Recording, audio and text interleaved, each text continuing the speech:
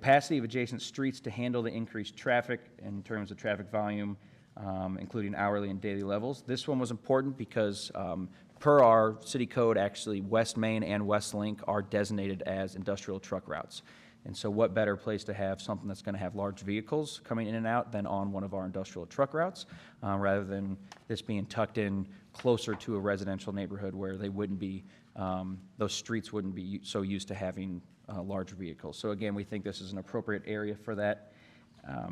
The added noise level created by activities associated with the proposed use. Again, a lot of our industrial factories can be significantly more loud than what we anticipate in RV park and campground. It will still have to follow all nuisance laws and noise ordinances of any other property. So after 10 p.m., if there is an issue with noise from a visitor, we already have the capacity to be able to issue that a noise ordinance and a nuisance violation already. The requirements for public services where the demands of the proposed uses are in excess of individual demands of adjacent land uses in terms of police and fire. So again, we don't think this area, this isn't going to increase the demand for fire or police that can't already be handled in the area, especially with you know, the increased risk of what heavy industrial uses already bring. Whether the general appearance of the neighborhood will adversely be affected by the location of the proposed use on the parcel. Again, I think this is more of a subjective one, but I don't think the general appearance is proposed to be anything out of the ordinary that's adversely affecting the neighborhood. The impact of night lighting and the intensity of duration, their plan does not have a specific proposed lighting plan on there, and so we have not seen any evidence of that. If they do plan to have some taller lights, you know, to illuminate some of the paths or driveways, they would have to show that on their final site plan and verify that those lights would be directed on site and not to neighboring properties. But the current plan did not propose any of that. The impact of landscaping to the proposed use, again, nothing out. They're going to keep a lot of the major vegetation on the outskirts and really clear the internal. And then lastly, the impact of significant amount of hard surface areas for the buildings, sidewalks, drives, and parking areas. And that's really for the noise transfer, water runoff, heat generation.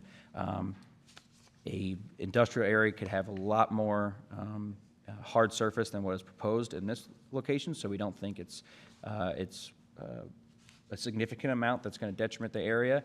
They obviously will have an increased runoff, but we already have stormwater regulations that require them to submit the calculations on that it's not going to have an increase to any neighboring properties. I think they're in a pretty good position with having direct access to the creek, and the fact that this leg of the creek is so close to the river, they can have pretty light retention area to then release that into the creek, which then goes into the river. The closer you are, I think that gets a little bit easier, that there's not as much properties that you're affecting between you and the main body of water that you're dumping the water into. So with all that being said, I'll go back to the site plan. Again, looking at this specific type of use, when staff, the applicant, you know, had a number of meetings with us before they even submitted. In reality, our recommendation is that this is probably one of the better locations for an RV park in the city limits. When you start looking at all of our parcels that are available and large enough, it'd be tough to find one that is walkable to downtown. I mean, it's a walk, but it is walkable, has access to recreational facilities.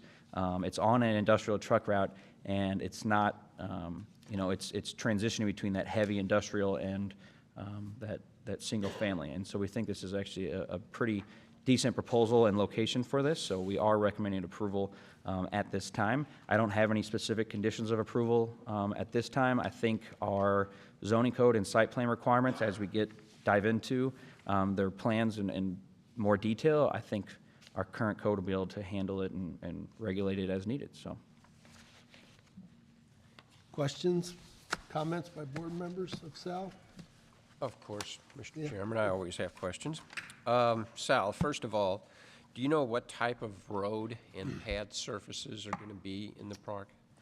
Is it going to be gravel? Is it going to be hard surface? it won't be gravel. I can let the applicant answer that, Okay, though. so that's one of the questions. Do you know where the dumpster is going to be located? Because when we talk about access, that's one thing when you have camping going on, you sometimes have that a little bit more frequent. Let's see, they have And there's I a didn't small see it on dog the park. site plan anywhere. Yeah, so we'll have to make sure the dumpster. Yeah. And then stormwater, do we know where that's going to run to? It will run southwest towards the creek, and they will have to do some type of slowdown So that- retention. But okay. yeah, and So- our engineering office has already had those early conversations with them. Okay. Yeah. They have the room, the capacity here with them not really using this area to have any needed retention be done in that area. On site? Yep. Okay. And then you mentioned that it already had been through fire review, but my only question with that is, we have no other hydrants other than the one at West Main and Westlink? Oh, I apologize. We did have a fire hydrant map, so we went through the counts with them and let them know they will have to be adding fire Okay. hydrants. So yeah, that was part of the review. Okay, very good. Thank you, that's all I have. Go ahead. I wondered about if somebody on-site, again, this is probably to the person, but on-site check-in, is there going to be employee somewhere, a responsible person there to, I am not an RV person, so this is totally Greek to me, but, and I also wondered, I've driven by RV parks that look like there's some permanent housing. And is this temporary? I mean, it's just, if it turns into a trailer park, I mean, not a trailer park, but as I said, I've seen RV parks where it's more permanent, and I had a concern about that. So they will not be allowed to do permanent, I believe, because at that point, it becomes a different use. It's a mobile home park that they'd be asking for, and not an RV park. And so there is, I believe it's 60 days, and they may have put in the application, they can, well, they're going to do 30 days. I think by ours, it's 60 days, but they have 30 days. And then for check-in, again, I'll let them answer it, but I believe, and this is not something we're conditionalizing, but I think a lot of it, it's, you check online, it's got a gate, and you can come in and out, so. Thank you. So, I believe you get like a code. 30 days I can live with. Go ahead. Sal, I know you talked about it, I missed it. What are the hookups at each location? Sewer, water, and electricity? Yes. At all of them? Yes. Wow, okay. And Sal, will all the RV vehicles that come into the park, will they all be sufficient to operate in that fashion? To have septic and water hookup and all that? I mean, I mean, like at the actual utility system? yeah. Because I think, are you asking, like, is this an RV park or is this a campground? Because I think that would be With an different. RV, you Right. want to make sure you have the proper hookups for all the facilities that are all. Right. I mean, will they be checked out to see if they're, nice enough to be in there? Yeah, because it's, I mean, there's a difference. I mean, I'm not an RV person either, but I know, like, some people just have like a pop-up camper that's more like just a tent on wheels versus an RV. I think, is that the question? Part of that, yes. So will that all be inspected as they come into the park? I wonder. So not for each individual guest. I mean, they'll have to get, when they actually put the utilities in, that'll all be inspected. They have to get hookup permits to actually extend our mains, but I mean, it's not a public main that's running through there, it is a private main. So, yeah, they'll have a connection, and it's basically one lateral that'll run through, just like, instead of a lateral from the street to the house, it'll have a lateral that loops through that is their private main. Good, thank you. Any other questions, comments? One other thing, I think I heard you say, is this going to be a gated entrance? Believe so. I'll let them answer that. I think they mentioned that in one of our meetings that they did some homework on how they were going to book it. So, Because that's a different aspect from emergency services standpoint. yeah, I'll let them answer that. Okay, thank you. Any other questions or comments of Sal? Sounds like we need to hear from the applicant. Sounds that. Absolutely. Would the applicant come up, please? Please introduce yourself. Talking to the mic. please. Oh, yeah. Greg Gross. How you doing? Good. Did you get some of the answers for the questions we have? Some of the questions, what were... The pads, are they paved? Everything's, I'm trying to go for everything concrete. Okay. That's what my goal is, everything concrete, everything really nice to keep, you know, I want it to look nice. I don't want it to look like, you know, crap. And I think there's a question on the trash Trash. dumpster. Dumpster location? Yeah, that's one thing I'd noticed that we didn't see on there, but I don't know, we'll have to look into that a little bit more to see where they can fit it, if they have to take out a spot or they gotta accommodate it, but yeah. John, yeah, have The reason comments? I'm asking that is that's a large truck on the material that's on the roads and things like that. They tend to break down roads, but if you're going concrete, that solves that as opposed to asphalt. Yeah, that's what I'm aiming for, is all concrete, Okay. so. And what is your target market? Say that again? What's your target market for this business? Who are you trying to bring in? What type of business? for Well, art? little tourists and then people's families that all live around here too, that want to come in and visit through the holidays and stuff like that too, you know, come and visit through our programs that we have. It's just not for tourists, it's for family too, that out, you know, that don't live around here. I mean, that opens it up for a lot of people, you know. There's something you should target is, we always heard that the Purina Farms, their dog people were always looking for something close. And so those are people you need to remember when you get up and going, target that. Because if they have an activity, that'll be a good turnout for people giving them. Washington has a Just lot a of heads up. activities, Just- so I we know. can, I think we'll Lot be of- able to keep it good if But we that was- get it going. wasn't that, Emily? They were always very interested in. Purina Farms, because there's not a pet-friendly option. Right, pet-friendly, you know. Anyway, that's just for your. It has the dog park, and then they can walk their dogs all through that nice trail back there and enjoy their walks, and then fairgoers and. No, that's, Yep. you got the fairgoers. and- Is the, you're gonna have that gated? Yes, I How is want to put a that? fence around to where the tree lines are, because I want to still try to keep, you know, I don't want people just walking in off the street, you know. But is I the want entrance that. going to be, is the entranceway going to be a gate there that? I'm hoping so. You know, if I can Pad and get it to stuff. fit right in that spot where, because they still will have to come off, because I'm aiming for they can do it on their phone, check in on their phone, and they can just push a keypad and the gate can open, they can pull right on in, just in case if you're checking in at night, and there's nobody there to, you know, at the check-in office to help you out, you know, you could still check in at night if I do it automated too. Okay, that's going to have to be something that gets addressed in site review. So I'll Make knock sure box, that, right? make sure the emergency services know about that, because that's going to have to be figured out. Right Automated? now, we don't have anything like that in town, and that, we need to have access, police need to have access, so, Oh, yeah, oh, yeah. so we got to get that. We have, there's like equipment that you can put on there that the police can have access to the gate, police or fire if needed. Yeah, yeah. Okay. You, Sal had mentioned, I just want to make sure that we're clear on this. What is your time limit that you're proposing for people to stay?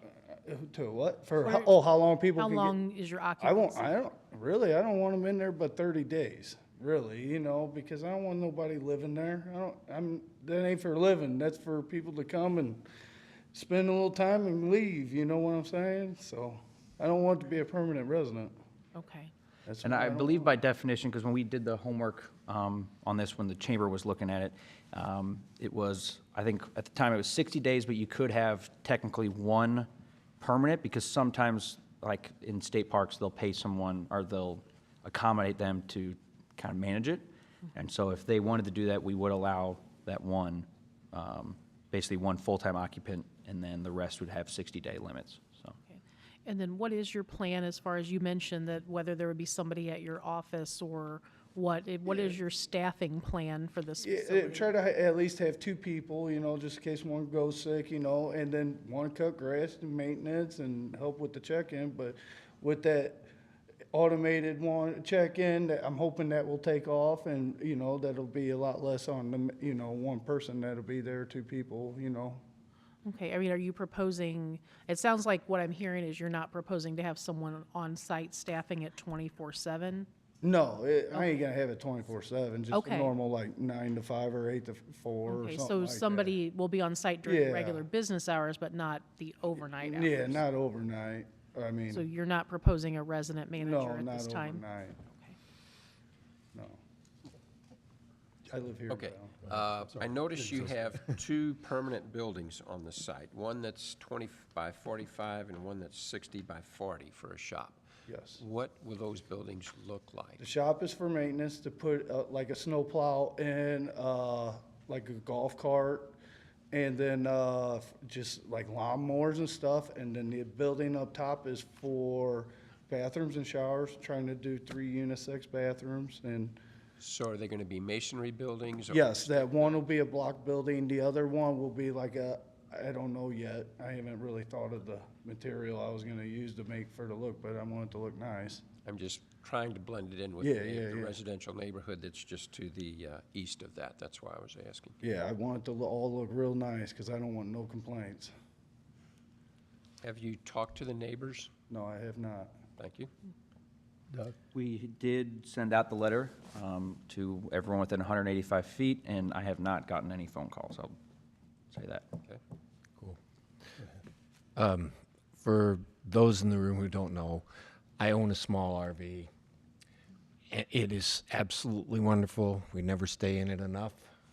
Every place that we go, and we haven't had it out of state yet, but if you take it down to Merrimack State Park, there's 99% of the people who stay there are grandparents like us with their grandkids or young families that just want to have fun. It's like a traveling community. And it's, so if there are any concerns about riffraff coming in, that won't happen. Not to say there's, 1/10 of any group that may cause problems, but it has been my experience exclusively that those folks that do RV are fun and people we want to attract to our town. And maybe I didn't drive it home enough. This has been an amenity that's kind of been on our goal, a list of goals for a while. And so, And it's really nice that you're willing to step up and do it, because I know the chamber and the city have both looked into this in the past. And I think it's much better if it's a independent. Thank you. Any other questions or comments?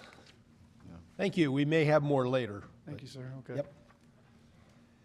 Anyone else that would like to speak, please come on up. Introduce yourself, your name, address.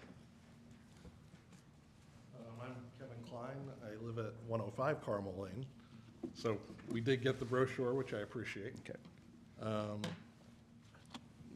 Naturally concerned.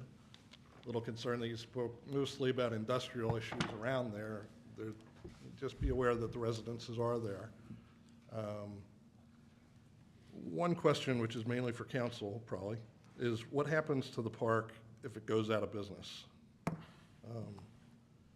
Concern there is now you have the infrastructure there with concrete pads and concrete roadway, and it gets reverted. How does it revert back to agricultural at that point, or does it become industrial at that point? And I mean, like, not that I want to be negative.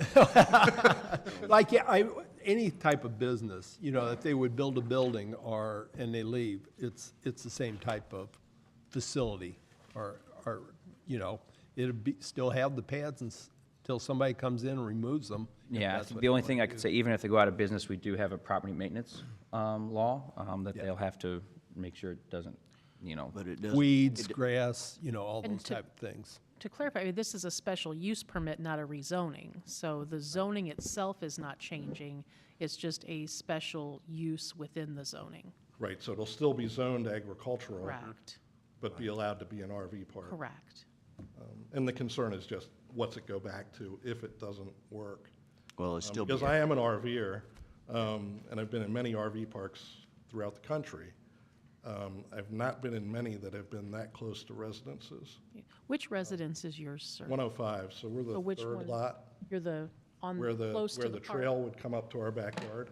Okay, so that little, That one. right there? Yep. Okay. Lot 10, okay. Do you have trouble from the trail? No, very few people use the trail, actually. And it's great having it there. Okay. When we bought the property 3 years ago, seeing that that was zoned agricultural was one of the reasons we bought there. Because I figured agricultural meant nothing would go in. Except Pig maybe farm. farmer's field or a pig farm, you know, I could think of Trust me. that I don't want to have, but It's a big, beautiful open space there. it is a beautiful open space. We love the reserve. We walk back there probably 5 times a week, and that's a beautiful property back there. So I don't want this impairing that either, which I don't think it will. One of the concerns on the plan is that there are campfire pits at each of the 35 or 38, I thought it was in the original plan that I saw. And if there's 38 campfires or 35 campfires going back there, there's going to be a lot of smoke rolling up into our neighborhood because we're above. That's a concern. I don't know.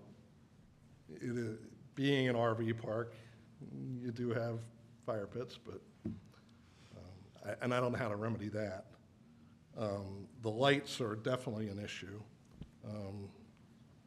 If they're putting light posts in at the corners of the intersections or anywhere along the roads there, or at the utility building, to make sure they don't come up towards the residences. That's our ordinance. You're not, light's not supposed to flow over the line. I understand. You'll still see light, but it just not Right. supposed to go over the line. Right, yeah, and we see the lights from the industrial park, Right. which are actually quite beautiful. In many respects.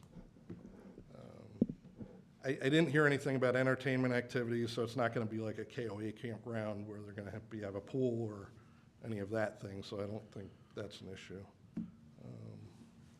The sidewalk on Main Street, it would be really good to have the sidewalk extended all the way out Main to get to there, to be able to, because walking up that hill is not the safest place to walk. Right. And I believe we've already applied for a grant through East West Gateway to extend that, because we got funding up to Catawba, and for it to finish all the way to Westlink is in our long-range plan. Good. Yep. Good. Those are our main concerns. Thank you. Thank you. Good, thank you. Anyone else that would like to come up?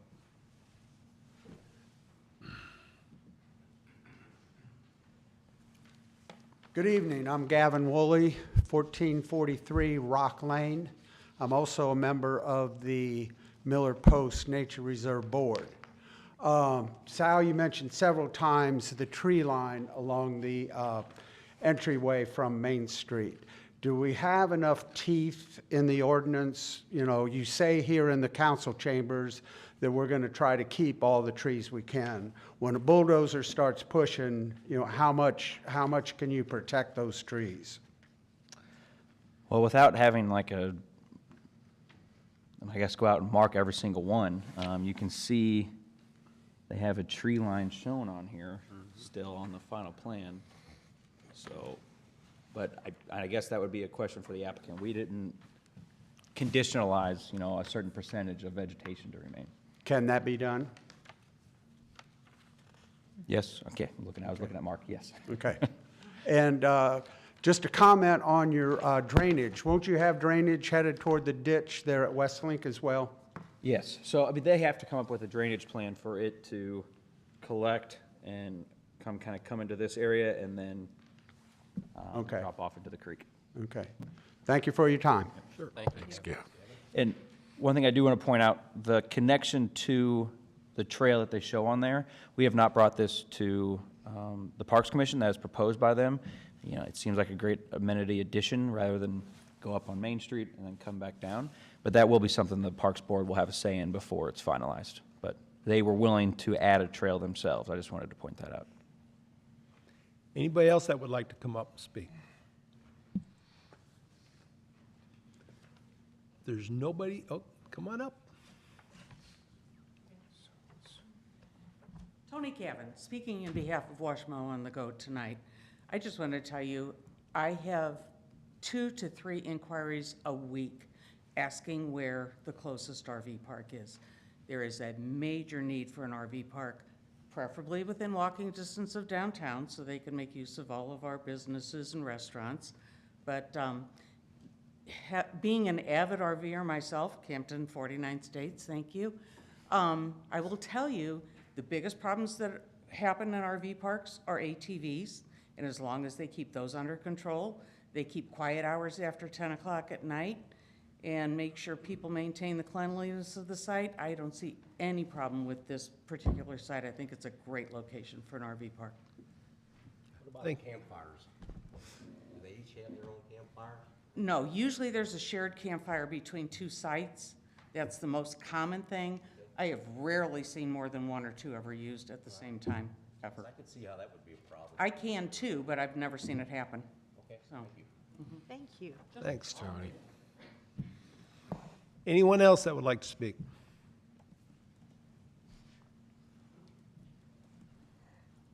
My name is Robert Snow, and I live at 109 Carmel, which is right at the bottom of the picture. The only question I really have is, again, I'm not an RVer, but I see people with RVs where they're towing a car. And you're saying the RVs will park on the lot, on their space. Where do they park their cars if there's no parking on their streets? It's usually on the same space. Yeah, so here, And let they'll me, be large enough for that. yeah, let me zoom in here. Picture, Yeah, one of those had a picture of what the individual sites looked like. yeah. Yes, here, let me, Corner, there you go. here you go. So, let me get my laser pointer. So this is a typical layout of each pad. So the RV would be here, and then this is asphalt parking. So they actually have like room for two cars. Yeah, they have a So if they had guests, whatever, they wouldn't be, I'm really concerned about them coming around the corner and parking along yep, No, the street or trying to park on Main Street, which is, yeah. correct, yeah, that's a good Not a point. smart idea. Yeah, they will have 2 parking spaces available as well as the RV. and the only other comment I just wanted to make, it had to do with the lighting that I know we don't know about. Just keep in mind that our homes set high, and we kind of look down on these areas. Right. So if, as long as their lights shoot west, Well, the, and they don't shoot east, there's probably not gonna be a big issue. Yeah, and like I said, we do have current lighting standards that if there is an issue, we've done this before where someone called and said, hey, that parking lot light is tilted up right at us. We can call them and make sure that it's I mean, like the adjusted. one over by the Lions Park. What address is that? Write it down. All you have to do is just come down the road toward the park, and you'll see it at night, it hits you right in the face, so. Okay. Okay, that's all, thank you. All right, thanks. Thank you. Anyone else that would like to speak on this issue? If there's nothing further, One other question. yes. I have another question for the applicant, too. I don't know. In Will you looking bring it at back up? lot 19 and going off the scale, it appears that that's probably 15 feet from the property line. We don't have any type, and I know that's not a structure, but theoretically, an RV could back all the way back into that space and be within 15 feet of the property line. And I noticed then down along the main drive coming in on the east side of the development, those are a little bit further away, but on the scale of 1 inch equals 40 feet, that's still going to be less than 20 feet on those corners. Against Miller. Yeah, 18 and 19 are the closest.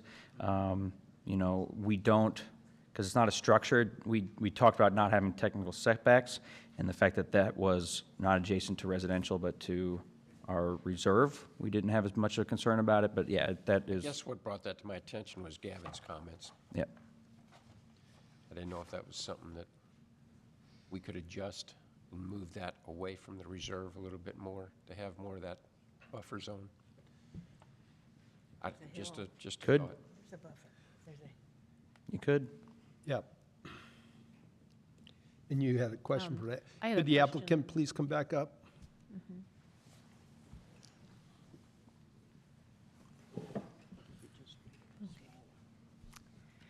Thank you. So 2 questions that the members of the public had brought up. One being, do you have a plan for quiet hours? Yeah, and, you know, just normal, what it should be, you know, 10 a.m. like, or 10 p.m. like you guys were saying. I'm just gonna go by city rules, you know? That's all I can do. So you're willing to work with the city on, I mean, quiet hours? I mean, what, do we have a recommendation or a, I mean, I know there are certain, Typically, it's what, 10 PM to 6. Mark, I don't know if there's a, actually in the nuisance, but nuisance code. I mean, I think being that it is, you know, in somewhat proximity to residential, I think it would be reasonable to impose some quiet hours in the park, and it sounds like you're willing to do that. Are you also willing to work with the city as far as preserving as many trees as possible? Well, I mean, yeah, I don't care about the trees, but I mean, there's just some that are Well, gonna we care come about the down trees. during the, just some are gonna come down for construction. It's gonna happen. It's construction. I mean, am I gonna plant trees maybe later in other spots? Yeah, maybe. I just wait until it's all laid out and then we'll have to dress all that up, you know? Cause I don't like it all bare. I want some plant life in there too myself. Okay, that doesn't exactly answer my question. Yeah, without a percentage, I mean, I don't know how we could really conditionalize that. I'll kind of lean on Mark on that, but I mean, I think that's what you could see. They have the existing tree line shown here, so obviously it's gonna cut into it here. And then here as well. Yeah. But that's where we were happy that we kept this 30-foot buffer, because we would have, Right.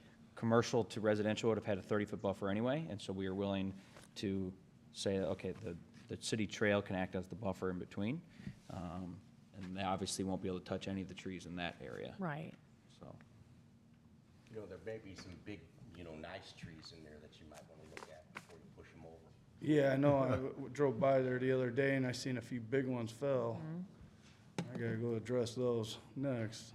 But you know, a lot of it's gonna be scrub brush and a lot of it's gonna be nice trees. Yeah, I know. Maybe not It- too many, but maybe a few. Yeah, I mean, just that one little spot right up there on West Main, that corner, that'll be because of the pads, some pads gotta go right there. But other than that, I ain't trying to take them all out. No, I like having some trees and privacy myself, so. Did you get, Okay, Mark, I mean, what generally would be the appropriate way to deal with a concern about trees?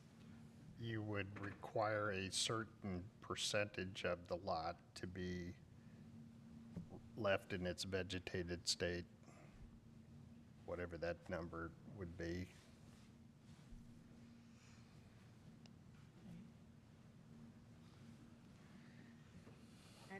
I think that would be tough to Yeah. visualize. And we have, I think there is a buffer there yet with the trail. Right, I mean, with the, And there's, part of it, I mean, obviously you can't remove trees that aren't on your property, Yeah, I know that. but, okay, all right, thanks. Thank you. thank you. And Sal, I didn't see anything in the code on quiet hours. Okay, so I wrote down 2, maybe actual conditions to add to the ordinance would be designate quiet hours, so I just wrote down 10 PM to 6 AM, 7 days a week, and then 60-day maximum on guests. That way it can't turn into storage or mobile home park. Yeah, 30 and past that, they're considered. Herman, okay. And the owner said I think the owner wanted 30, so I Okay, that's don't know fine. that it's necessary to go to 60. Yeah, 30 is good. That's fine. I guess, Mr. Chairman, my only concern with this is there seems to be quite a few unanswered questions yet. I heard that he was hoping to do concrete drives and pads, but the drawing says asphalt. We don't know where the dumpster is. We don't know what the lighting's going to be like. I would like to see where the stormwater retention, if that's going to be required, where that's going to be on the site, because that's going to take out trees. And to me, we're being asked to make a decision tonight on something that hasn't been finalized, and trust me, I agree we need it, but I think there's some unanswered questions yet that I would be uncomfortable approving it based on the information that we've been given tonight. Sal, do you have any? Well, the trees is a good point. I was gonna say with the stormwater, We often don't require that at this point because we only make them come back if the stormwater retention changes the plan significantly enough. But you're right, in this case, if they do need significant stormwater, it will have to go into that wooded area. Correct. So I understand that. Dumpster location, I understand, I think staff could review that. And the hydrant, you said that's been worked Yeah. out, which doesn't show on here either. Yeah, yeah, we sent the hydrant requirements to BFA, so. Okay. Sal, because it's an ag district, you're gonna have to specify that parking is some hard surface. Okay, well, since it was called out on the plan, we're gonna have it match the plan. Yeah. And I guess the concern I have, if it's gonna go pavement, asphalt, is then we have to have it meeting the weight requirements for the fire apparatus, the utility, the trash trucks, things like that coming in and out of there. Okay, so, things you'd like to see, like specified dumpster, And really, I would still like to know what they're gonna be putting on those two buildings that are gonna be permanent structures there. You know, is it just gonna be a concrete block, gray block building that gets thrown up? You know, you got some nice homes on the backside of Carmel Lane that, building material. you know, just give us, this is a special use, you know, so we need the information, I think, in order to make the right decision. And I think it's a lovely idea too, and I echo what John is saying, that just going back to being, I guess, the tree advocate this evening, given that it is, in terms of compatibility with surrounding uses, the significant surrounding use being, one of the significant ones being the nature reserve, I think maybe a more specific tree plan would be more compatible with the nature reserve.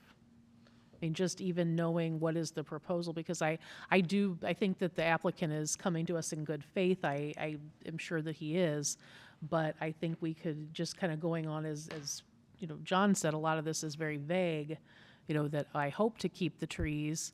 If there's absolutely nothing about the trees, you know, there's nothing to stop him from removing every single one of them. It's just unusual, I think, with No, special it- use permit. it is, but then- to ask for a site plan. And I don't disagree with you, Tom, at all, but it is unusual. I mean, this is the first special use that we've had next to the nature reserve. Yeah, but it's only a 30-foot strip, it's not. No, but it's all around the nature reserve. It's not just the 30-foot strip. But most of that they have there is still I just want open to see it anyway. succeed, because I know we definitely need it. But I just want to make sure it's going to succeed the right way, and 5 years from now, we're not wishing we had never approved putting it in there. When would be the council meeting about this, Sal? It is scheduled for Tuesday, 21st. next Tuesday, the 21st. Oh, okay. But, you know, you guys can table and reschedule. I understand. I was just going to say, I mean, it's important. I mean, if there was a time crunch that the applicant was working under, I mean, I'm willing to come back and look at this again if he can get answers quickly. I don't know. I mean, I don't want to commit everybody else, but. Any other comments by board? I agree with that. So I have a list that I think dumpster location, asphalt versus concrete, building material, fire hydrant and gate details, I think it would be wise. and then specifics on lighting. And then we can talk about if there's a percentage, I can work with engineering on trying like drawing up percentage of open space that we can work with the applicant on. And we don't need a formalized site, No, not like for a plan development. development, But we right. need more specific Correct. details. I think that's what, that's where I'm That's- going. Well, I think a lot of this may be stuff that they can get us answers to without going back to an engineer, really. I mean, Right, having- Yeah. I think so. so.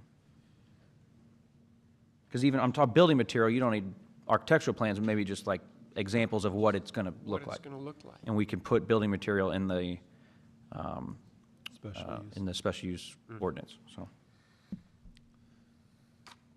Any other comments by board members? If not, we'll entertain a motion. I think there might be a question. Okay. Oh, yeah, I'm sorry, come on up. Tracy Cumley. I have no skin in the game, but something I asked Mark and I want But to wait, point do out. you use an RV? Huh? Do you use an RV? I've That been seems through to like be the, three of them, and I'm out of that cycle You right live in now. Washington, you have a stake, you're a stakeholder. Well, I do, but as a landowner, I think we get, sometimes, Samantha, we get caught up on the finite details of things. As a landowner, keep in mind, he could come in tomorrow, hire a logging firm, and cut down every tree that's there. Right. I agree. So he's operating in, and I have planted 10 trees in my yard the last 5 years, so I'm not an opponent of trees. But not to get hung up in the details, he's operating in good faith. And I don't, he could cut down every tree and then you guys wouldn't even have that to discuss because he'd say, guess what, I've got a big field now. Oh, So, and, I mean, you heard me earlier make the point about the pig farm, Tracy. I'm not blind to it. right, exactly. So that could happen. thanks. If there's no other comments, questions, I'll entertain a motion. Make a motion to table. Second, All those in favor? aye. Aye. Any opposed? Yes. 1, 2. Roll call, please. Mark Hydrich, Nay. Mark Kleesner, I vote for. Mark, Tom Holtmer, Nay. Mayor Hagedorn, Nay. John Borgman, Yes. Chuck Watson, Nay. Samantha Wacker, Yes. Kellen Witt, No, nay. 5-3. noes, 5 to 3. So you need another motion to conditionalize or, Yep. Make the motion to approve or not. Making a motion to approve with the conditions that you've got there, Sal. Everything. for staff to review the, okay. Well, then I'm going to read those. Okay, and that would be helpful. That would be helpful. Okay. please. Yes, that would be So, helpful. I'm going to have what staff's going to have approve and then the 2 automatic conditions. So motion to approve with staff working with the applicant on dumpster location. I can just say it has to be hard surface, asphalt or concrete that meets our design guidelines. Building material of the buildings. The gate and fire hydrant map for access for emergency services. Lighting, which would meet our current code. I don't have anything on percent of trees. And then the 2 ordinances would be quiet hour, or the 2 conditions would be quiet hours from 10 PM to 6 AM, 7 days a week, and a 30-day maximum on guests. Can you add to that, and I'm not trying to hijack your motion, but add to it that just the applicant would work with the city to preserve trees to the extent possible? I mean, something to that. I don't know if that's appropriate or if that's, It's so broad, I don't know. I know. What- Yeah, I think they would do that anyway. Okay. I don't think we need to add it, but Okay. if that's all That's right. fine. That's Chuck, fine. it's actually your So we have a motion. very long motion on the floor. I'll second it. Carolyn second. Carolyn, second it. Make Okay. it first. First, Chuck, Chuck. second. Yeah. All those in favor? Aye. Aye. Any opposed? So moved. Gina, you get all of that? I got it. Okay. All right. And this is still scheduled now for Tuesday, the 21st at 7 PM to go to council. Well, So we will work with the applicant between now and then to get as many of these answered as possible. Okay, thank you. Moving on to item number 4, file number 230202, BFA Incorporated. Wait, am I behind? Yeah. Oh, yep, you're going to Sorry, Clover Valley. Item number 5, file number 230303, Clover Valley Preliminary Plat and Final Plat. Sal? Okay, gotta make sure I got the right one. Okay, so this is technically a, in revision addition to what we have as Plat 18 in Stonecrest. When Plat 18 was rezoned a couple months back to have the R3 and the R2 duplexes added to this area. They only, you can see here, platted Foxcrest Drive to this area here. and then had the lot created for the future firehouse. What they are proposing, again, here's the zoning that was approved. What they are proposing tonight is the extension of this drive here and the creation of 2 more lots. The only conditions that we had would have, and I apologize, I think we talked about this in site plan, but not in my staff report, that they have a cross-access easement here, just because if one person, this is the same owner, but if one of them were to sell, we want to make sure that they have this cross-access easement in writing. But as for the lot size, it meets the minimum requirements in R3, and then it has the extension, right-of-way access and everything. The only difference here, typically, for the final plat, we would have some type of performance bond required for the completion of those improvements. This is a specific case that the city currently has a development agreement with the developer for the extension of Fox Crest Drive over to Rabbit Trail. So it's just a little bit unique in this scenario that we wouldn't make the developer put up a performance bond whenever it's something that we are actually constructing. And so that's why you don't see that requirement noted in the staff report. And then I know last month we talked about Fox Crest Drive, remaining Earthcrest Drive. We had some discussions with that at site plan with administration and the applicant. They wish to keep it separate as a separate development from that. And we said, okay, that's fine as long as this is a 4-way intersection, which is planned anyway. So with this having 4 stops here, we are more comfortable with having the street names change, given that Northcrest actually changed into Vernacey already, and then you have Earthcrest on the other side, and so now you'll have the firehouse, and it's on its own address, and then everything to the east will actually be Earthcrest, which is part of the traditional Stonecrest subdivision. So given that it's not traditional single-family anymore in that location, we are okay with changing the street name. So. Questions by board? And then Fox Creek then would go ahead and continue into the new development? Is that the plan? Fox Crest will now be Fox Crest will be the road that has the bridge to Rabbit Trail. Okay. Yep. Any other questions or comments? All the way, so a curve down here and connect right here. And we're actually working on, the design of that is out right now. So we are full steam ahead on that.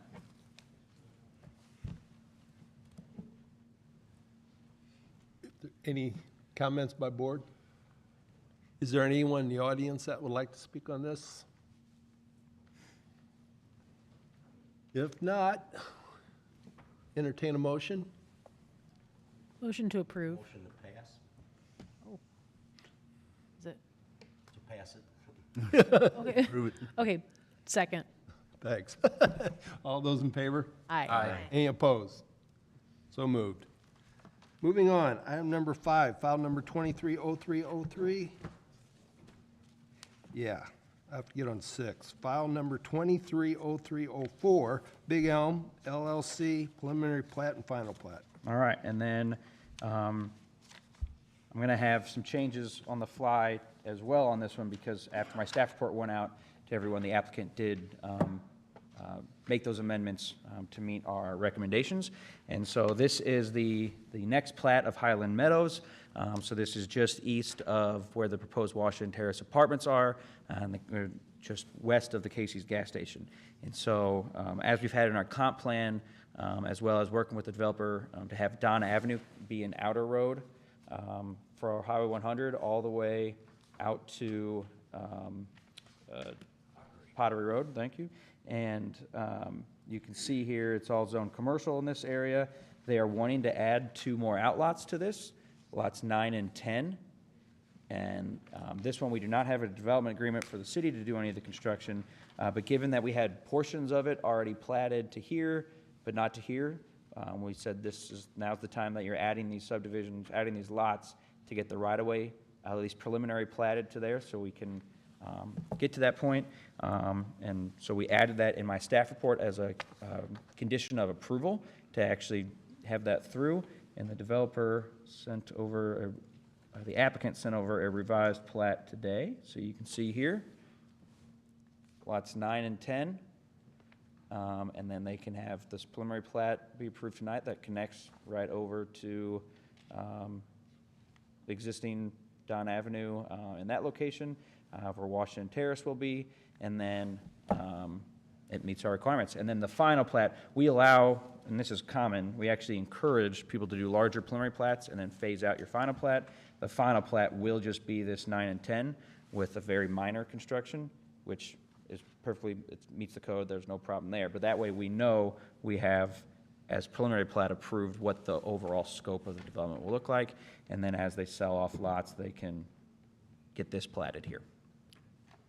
Actually, I apologize, it's just 9. So you can see here, 9 will be the only one on the final plat, on this phase 1, and then they can keep adding as they go. So you can see 9 and 10 on the preliminary. The final would just be for 9. Questions, comments? Sal? Sal, just to clarify, I think this was a typo, but I just want to make sure, because in the report, in the Recommendations. recommendation, you're talking about Duncan Avenue, Oh, and I assume you meant Don. I do, I'm Okay, sorry. I wanted to just make sure, because I'm One looking. of the other going, prominent D I think streets, we're on yeah. two different sides of town, but I could be Yes, wrong. definitely Don Avenue, apologize. Yeah, I've been there, done it. And this says Tobin Way here, and we've already addressed that, that will be Duncan. Now you got it. That will be Don, all the way, because that won't be Okay. a four-way stop, so. That was my question. Yep. I noticed that. Bet you, Duncan, I get hives. Yeah, that was proposed before we had, the outer road connected and everything, so. Okay. Any other questions, comments? Is there anyone in the audience that would like to speak on this? Except Kurt? 30 seconds. Yeah, I appreciate getting the comments back from city staff, and we're going to do this in phases. And Lot 9, we have a potential buyer to, I'm not allowed to say, but they make pretty good donuts and make good coffee, so anyway. But we hope to get that done, and then once we get the apartment complex under construction, we'll tie that road in, connect that. That's the plan, so. Any Just kind of giving you an update. Yep, any questions, comments, Kurt? As long as it's called Don Avenue. Yeah, no, that's my bad. Not Duncan. There's no other comments or questions. Entertain a motion. Motion to approve. Second, oh, go ahead. Second. All those in favor? Aye. Any opposed? So moved. Moving on to other business, Yes, so. short-term rentals. Yeah, so last month, as you are all aware, I'm sure, staff was directed to draft a moratorium for short-term rentals until we have revised Don't go there. codes. So I'm going to run through some slides tonight. Keep in mind, the only thing that is on the agenda is actually a moratorium. What I'm going to throw out tonight is just some kind of early thoughts of what some code changes could look like. And then what we plan to do in the coming months is to bring an official code revision for this. We have already reached out to H3. I know there was some discussion about waiting for our comp plan results. Talking internally, I don't necessarily think we need to wait till August. I think we can work with them and work internally and as a commission to come up with some proposals quicker than that. So I just kind of want to go over some overall. This is a map of all the existing short-term lodging that have been approved. So this doesn't necessarily mean they're all active. And so Emily and I asked Emily to be here tonight as well as Rob Vosbrink, who's the president of our tourism commission, just because obviously this does affect our tourism in general as an economy, but also our tourism budget with the bed tax that comes from this. But we get a question a lot of how many Airbnbs or short-term lodging do we have? Well, we can tell you we have about 41, I think, now that have been approved. 4 of those have been approved, but they got it approved and they're still doing renovations, so they're not active. And then we have at least 4 or 5 that have said in the last quarter, you know what, we're going to switch to long-term rental. So it's not like it's a static number that this is how many we have. Once a quarter, if they haven't submitted a bed tax, we'll reach out to them and they'll say, oh, no, we switched to long-term. And so I think we have 30, on here, there's 37 dots, 37 units. I think we had 35 this last quarter pay And so that kind of gives you a range of that. That we know of. That we know of. And so I'm going Right. to get to the other part of this with Well, our before monitoring. you go on, I mean, you don't have any perimeter as far as what's the downtown region that are within that.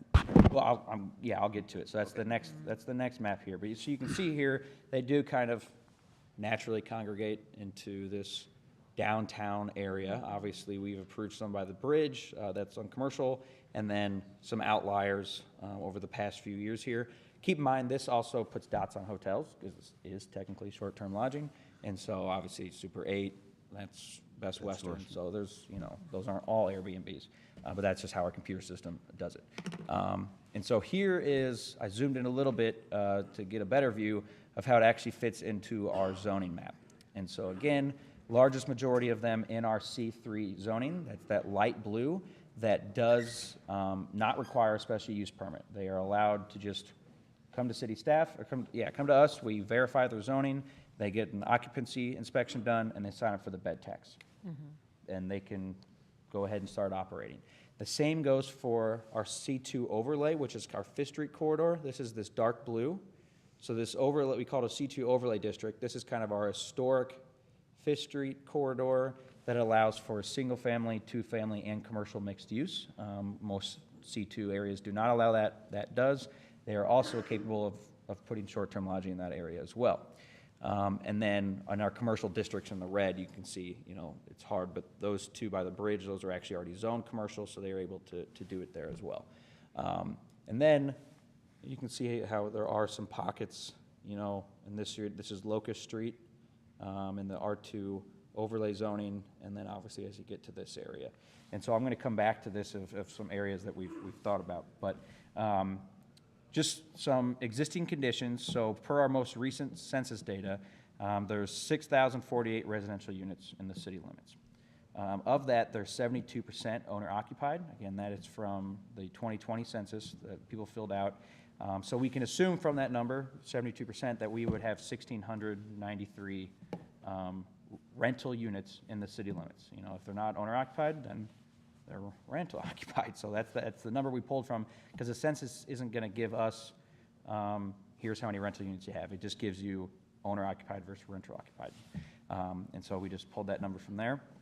Again, we had 35 active short-term lodging establishments this last quarter who are actually active and saying, yes, we are currently renting. And so that really isn't a big percentage of that. I know it feels like we have proved a whole bunch in the past. We have been. They've been coming in. But I think for a while, we kind of had our group that had been open and operating for a while, and then this has kind of it's a recent upswing. And so I wanted to point out, we currently have a contract with a company called Granicus, and I think we brought this up last year to you, and actually the Tourism Commission is paying for this.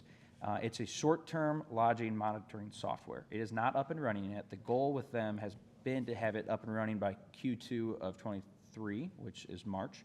And so we're anticipating next month having a better idea of what that looks like. And there's two big sticking points that we thought it was important to enter in a contract with them. Number one, and most importantly, there are going to be a handful of these that are operating illegally. Whether it's nefarious or not, there's people who just say, oh, I want to turn in my property into an Airbnb. They just start renting it online, and they're not paying the bed tax, they're not doing occupancy. It's really not a fair level field, or a level playing field. And so that's the first half of it. We want to figure out, and Granicus runs a report, and they thought we had up to 17 that were possibly operating illegally. That doesn't mean they're operating year-round, but if you turn it on for the fair, say, I'm going to go on vacation, and I'm going to rent out my house the week of the fair, and even that's the only week you do it, it still counts as you operating an illegal Airbnb. And so anyone who's had it on, they think there's about 17 properties who they don't think are possibly operating legally. Again, we're waiting on that final number. We've been giving them a list of our ones we've approved, our exempt properties from downtown, and then we're going to work with them to get that list, hopefully by our next meeting in March. And then the second part of that is right now our bed tax is just the honor system. A property owner who does lodging, they once a quarter say, here's how many nights we rented out. They fill out their bed tax form on that, their net income, and they pay 5% of that quarterly. There's no way for us to check that. This software, again, it's still an honor system, but this software allows us to say, hey, according to this, you were booked up, because this software runs it through like 5 or 6 different rental websites, so it's, if they have it on all the big ones, it'll go through and say, hey, according to this, you were booked up X amount of nights, so we are calculating that it should be this. So it's a tool to help keep people honest and fair, that they're paying what they should be paying. So the idea of that was this software was going to pay for itself, $6,000 a year. We got even 2 or 3 of that 17 to come online. That was going to pay for itself. So I just want to point out, I mean, not that we don't need to, there's obviously something that needs to be done about this, and I'll get to some existing concerns that were brought up last month that I think are valid. But it is, I think it's worth pointing out the timing, that if we put on a moratorium in this last 6 months or the rest of the year, or whatever we end up doing, it will be, that $6,000 is, not going to be paying for itself, because say we catch these 17 property owners and we say, hey, we bring you into compliance. Well, actually, no, it would be saying, hey, sorry, you can't do it at all anymore. And so if kind of catching that thought process, we won't be bringing them into compliance to then help pay for the program. So I just wanted to bring that up. That was kind of how we sold that to council, was we're going to spend the $6,000 because the ones we catch and bring into compliance are going to pay for it. But if we put a moratorium, then we're not going to be able to add anymore. So that's just, again, all the facts I want to point out. Some existing concerns that got brought up over the last few meetings, specifically the last meeting in general. This is not all of them. I know we can talk about any additional ones. But something that got brought up that I think concerns that we can actually address. There was a lot of comments, I think that noise and possible nuisances, that can all happen on long-term rentals, that can happen on owner-occupied. These are the ones that we actually, I think, can address with this. So one is distance from one another. Obviously, whether it's one investor or 7 different ones, if someone comes up, if one street all of a sudden becomes all short-term lodging, I think there's a valid concern that is no longer a traditional neighborhood, and that does take away some value of that neighborhood. And so totally get that. I think that's something that we need to address. Affordable homes inventory, obviously, if we don't have any restrictions on this, or if we don't address any restrictions, there, I think, an argument that could be made that any of your first-time home buyers are going to be kind of pushed out of the market by the possibility of more Airbnbs coming in. The distance from downtown, that gets brought up a lot. How far, at what point is an appropriate area for this type of use? We've approved one off Studerman, and we have approved some by the bridge. So, at what point is what's walkable to who? It's just something to think about. And then that traditional neighborhood versus historic, obviously that goes hand in hand with that distance from downtown. And then that lastly, which I think is most important, is that current criteria for short-term lodging is able to be met essentially in every case. Those 10 criteria I read earlier for the RV park, that's the same criteria you have to meet for short-term lodging. And with all due respect, the one on River that kind of brought this all plate with River Place could make an easy case for meeting all 10 of those criteria. Same if you are in Stonecrest or if you are in Lake Washington, because we don't have any designation between, are you downtown, are you in a historic area, are you in a new construction south of town that just got built. We're just saying, are you meeting these 10 criteria? And it's pretty hard to say they're not apples and apples, whether you're downtown or not. And so that was, again, concerns that we think we need to address. And again, this is all stuff that you can all sit on for the next month. I'm not asking for any recommendations on code amendments tonight, but I just want to think about what we're actually going to try to make recommendations on in the next few months. So kind of just wrap it up and open it up for questions from you all. One thing, and again, I'm calling this proposal, but also I want some direction, I think, from our commission. I think if we pass the moratorium tonight, which I don't think is necessarily a bad idea, because especially this has gotten so much press, if you leave it open-ended, by code, we have to respond to special use permit requests in so many days. And so I think given the attention this has gotten, it's not unreasonable to think that people may just be coming in and getting their applications in before it gets more restricted. And so I think it's reasonable to say, okay, pass a moratorium until we review the code. But I would recommend an automatic expiration on that. I think Mark has in here making a recommendation in so many days in, yeah, section 3, so that's good. You know, I just don't want it sitting out in perpetuity.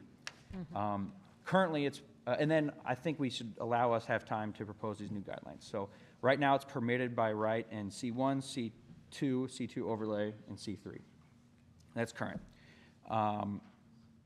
Actually, that's a typo. It's permitted by right in C2, C2 overlay, and C3, not in C1. And it's 3 commercial districts, not 4. One possible solution or recommendation to this is that if we required special use permits to only be requested in the R2 overlay district. Yeah, I will. So, and then I'll pull up the zoning map for that. And then still impose a 500-foot rule from one another. And the reason I want to get into this, we looked at some other jurisdictions, what they did. St. Charles passed one recently. Augusta did one. And I think a lot of communities are going to have a certain percentage. The 2 big things they're adding is that they have to be so many feet from each other, typically 500 is what I've been seeing. And 2, a certain percentage of your total housing stock. So we have 6,000 houses, 0.05% is what St. Charles does. Whatever percentage you want to choose, then once you hit that, that's the maximum amount. Say in 1 year, we build 100 homes, that's pretty typical, or 100 residential units, then you get to add on to it every time we build so many more residential units. The reason I'm skeptical of proposing just a kind of a copycat law like that is because that doesn't necessarily address the distance from downtown and the traditional neighborhood versus historic neighborhood, because again, I mean, this commission voted unanimously against the one at 612 Riverview Place.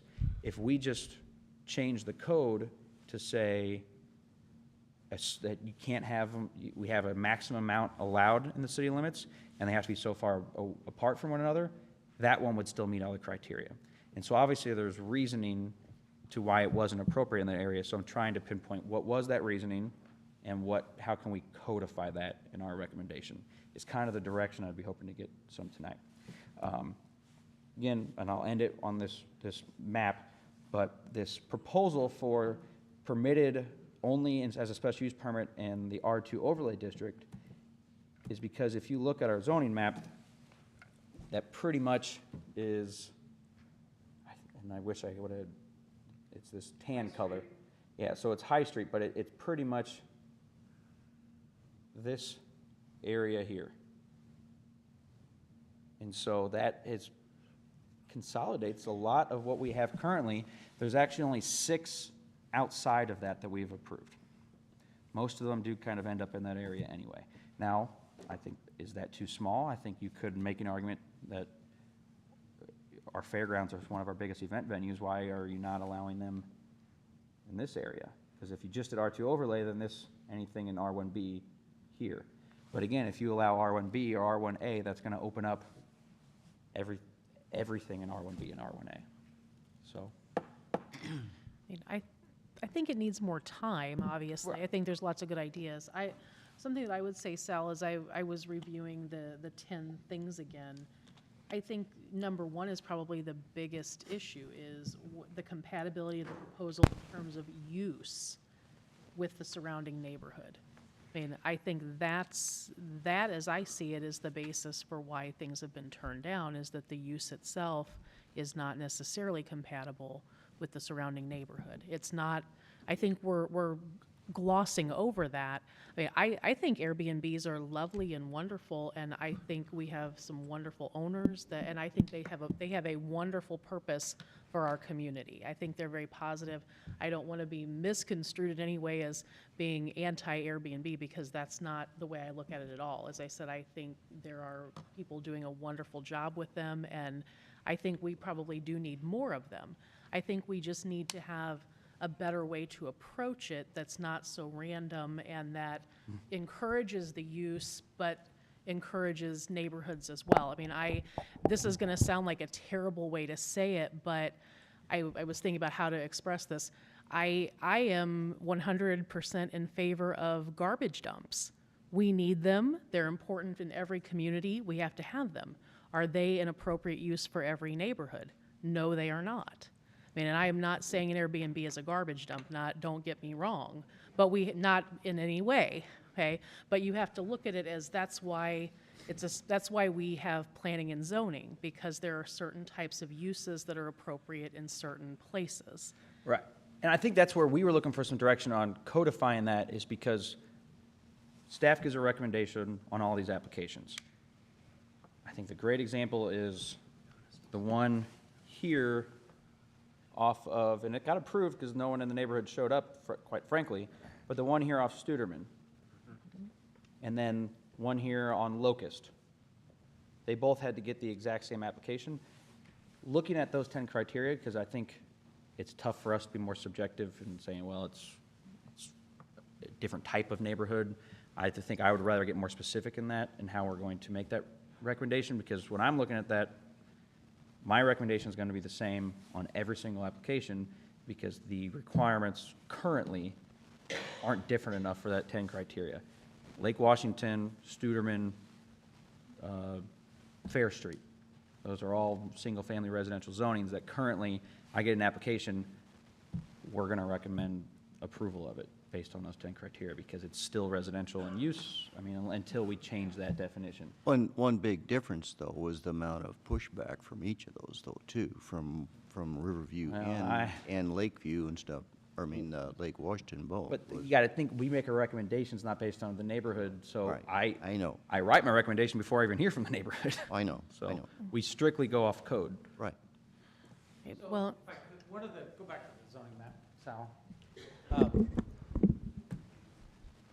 So as Sal was saying, what you could do is you could look at those, you could see the concentration of them. They're close to downtown, obviously. That's probably popular where people want them. But just to make sure it would be clear, one of the proposals that you could do is you could just say, well, it's not going to be allowed in R1A and it's not going to be allowed in R1B, and any ones that are there are grandfathered. And you let them go ahead and continue. I think you do have that thing, what Sal said, you got an area of R1B that's pushing out there towards the fairgrounds that you do have an issue with. So that was part of the proposal. The other question, and Sal had it up there, we didn't mention it, was do you want to continue, have a special use permit in R3? You know, 'cause a lot of times we don't have a lot of pushback necessarily for those areas, but you may have somebody that, wants to go ahead and do that for whatever reason. But that was what we had proposed, to make it permitted by right in all those zoning districts that you see up there, and C1's not part of it, but we would add it, and we would propose it, and then you would have special use by permit only, got to be 500 feet from another, and then not really necessarily have a percentage of the number of units that you have within the community, because one, you're nowhere near approaching any benchmark that we have seen. I mean, I know people feel we've gotten a lot of them, like Sal said, but if you look at the sheer numbers, that's not there. But you could propose that at a later date. I mean, that's just another thing that you could go ahead and add to the code. But we feel that if you do these simple steps, you're probably going to go ahead and take care of the bulk of your problems. We can continue as staff to go ahead and recommend it. And I would get back to your number one on that list of 10 criteria. It's residential. Whether it's, that's the use. Is it compatible with the neighborhood? Whether it's short-term, long-term. It's not, are you proposing to put in a garage shop or something? That's a different use. What they're saying is, you look at it from the outside, is that house still compatible? Did they change anything to make it not compatible with the neighborhood? that's the appearance, Darren, with all due respect. We're talking about a business, okay? There's not one Airbnb that's not a business. I guess. So what's is the long-term rental. Right, that's what. Long-term rental is a business. Okay. People buy homes and then go ahead and rent them It's a out. different type of business, Darren. It's a business, It's though. a different type of business. I'm With all just- due respect, Darren. I don't think that number one criteria, though, means short-term, long-term, owner-op, as long as it looks from appearance from the neighborhood that it's still a residence, that's. But you have to give it again, you're focused on appearance. Mm-hmm. You and I may have to agree to disagree about this, Darren, but The words matter. What, Use but and what are those appearance. people doing in those units that's different than you and I living in our homes? They're They're staying there, right? they're paying basically to live in a hotel, and the owner is running a hotel. It might be a one-unit hotel. And that's fine, that's fine. But I don't think as far as, I don't know that that could be held up. I would ask Mark with regards to when we have to go ahead and sit there and defend that. That's an issue. Okay, But, again, but the point is, I don't want to get into that. Yeah, We're no. trying to take care of the problem I that you agree. said by just saying R2 overlay. You could let R1A and R1B say that it's no more, it's no longer allowed. And Darren, an idea that I thought of, and Yeah. that might address something similar, was just thinking about making it just flat out permissible on some of our mixed-use corridors. Right. Throughout Fifth Street, throughout Jefferson. You know, The problem is you don't have that R2, if you can go back to the zoning map. That map stops short, as you can see where the Right. dark blue is. So you're not really going any further west, like towards High Street. You're not going as far as, well, you can see where it ends on the map. Right, but you could, I mean, theoretically, you could designate it by street or by corridor or things of that nature. We Theoretically. did talk about the idea that you could put another layer over your zoning map just for Airbnbs. That's another option. Yeah. Well, So- and Yeah, maybe and that that's was- what we need to do with, I think we need to give it some careful thought. I don't want to rush into suggesting something or recommending something. It just seems like we're at a place where we've got to give it some thought before it gets away from us. And it's not, Right. certainly not directed at any one applicant or one property or anything of that nature.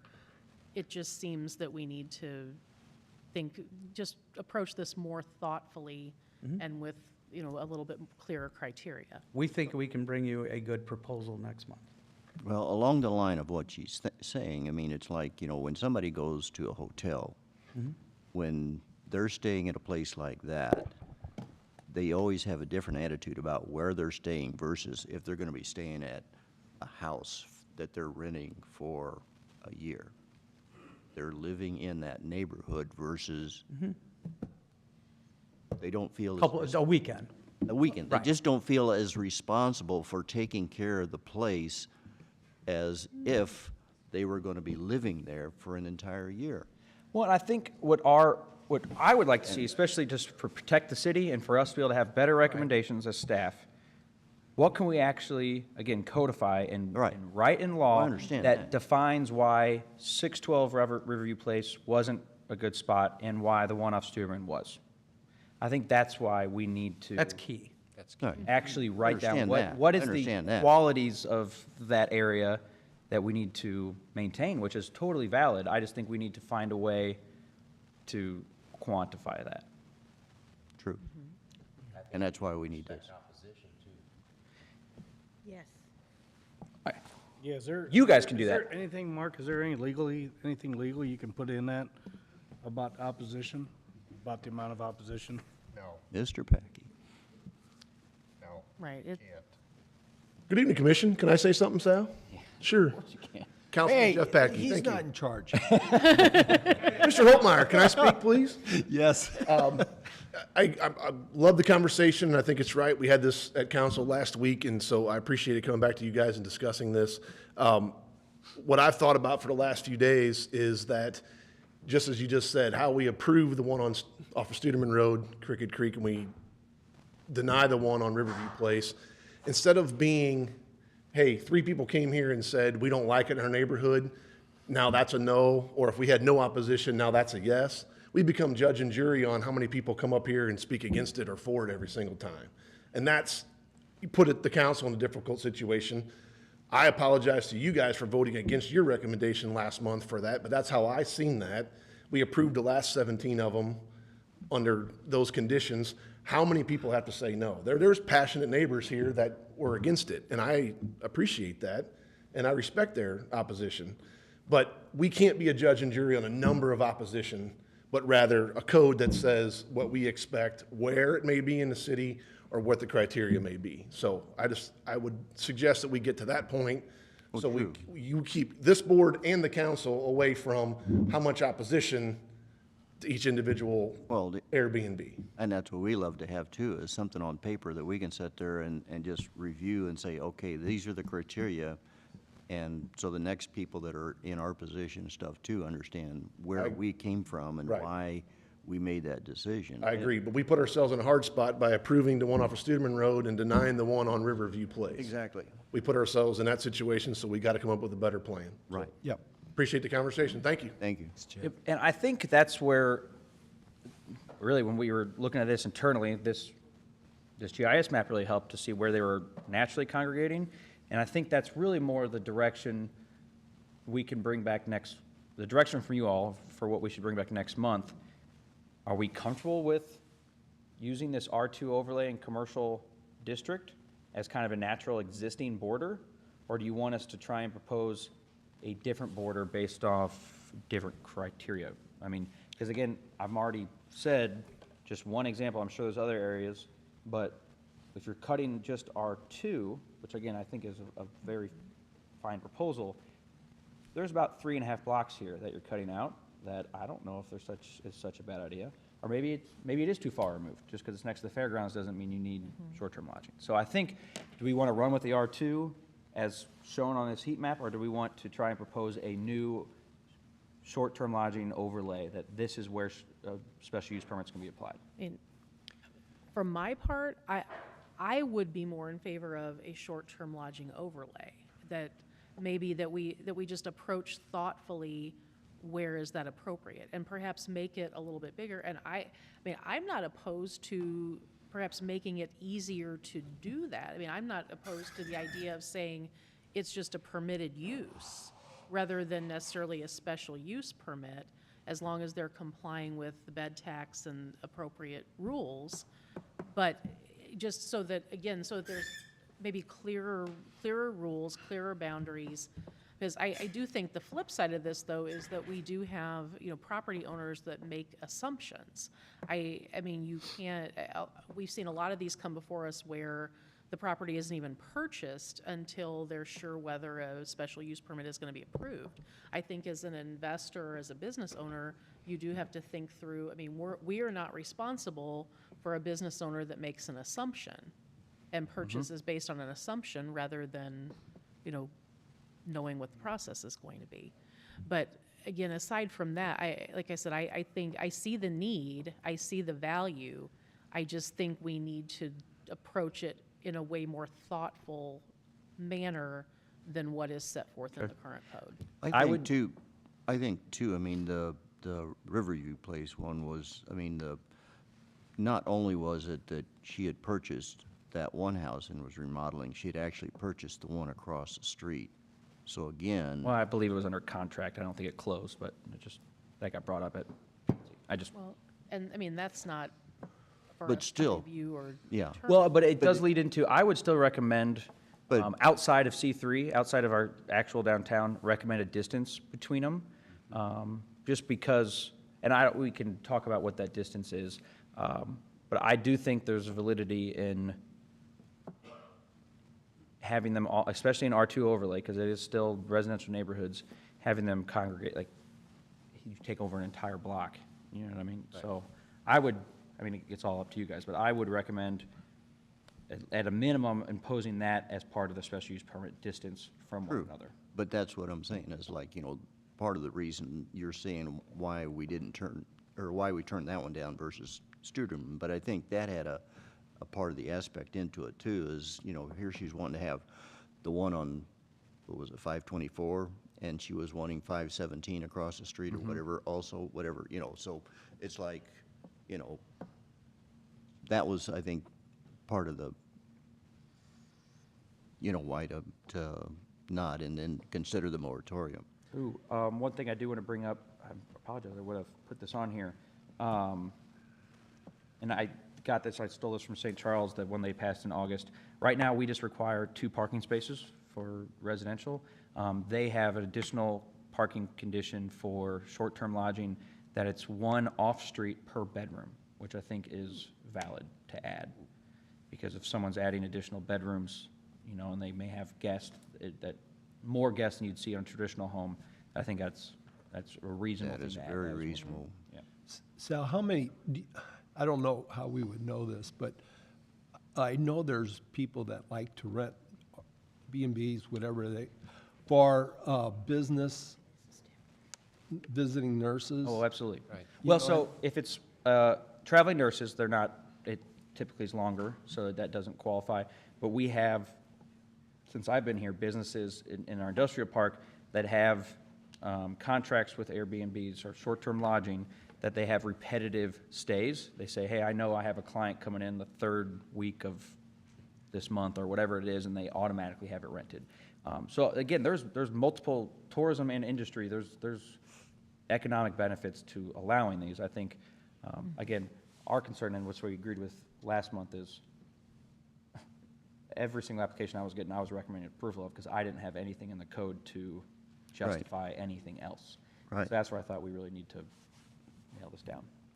And we do. Couple things I'm concerned about, I guess. I'm not so sure I like the overlay concept. Okay. Because where do you stop and start the overlay? Right. You know, I don't think you want to do it based on the Town and Country Fair. Yeah. That's not Right. fair to the citizens by the hospital, you know? Well, he was just So looking at it. I would rather keep it in the R2 overlay that we have currently, that fits more of the central core area of the city and the walkability and everything else that we have to offer with that. And the other one that I'm not sure about is, and it's because there's no data, is the 500-foot spacing. You know, because somebody is 550 feet, we deny it? You know, unless you can give me some information there and some statistical things that say if they're closer than 500 foot, there's a problem. You look at the lot sizes in our R2 overlay, and you have lot sizes that vary widely. So you really, I'm a little hard with numbers when it comes to that That's a good point. kind of stuff. Now, John, you did, just so I can let you Sure. know. Before the days of Airbnb, and there used to be called bed and breakfast, we had that recognized in the code. We did have a number, we did have a specific distance that you had to be from one to another one before another one could come up. So we did have that, and then in 2017, you had an overhaul of the zoning code, and basically we just turned it into short-term lodging. Vacation And then, Right. and like I said, and that distance was not included. So Just so you know. what the basis of that distance was? Why it's, I can't answer that question, John, without doing some more research. We'll see if I'm there's just- something. I think maybe you have 500 feet so that you don't have a bunch of them popping up on a block. Like if you see that little, over there on High Street, you see up there on the thing, you got two circles right there in between each other. They're within 500 feet. So the idea would be is that you just don't have a bunch of them taking up an entire block, I guess. And a block's typically 300, 400 feet, so.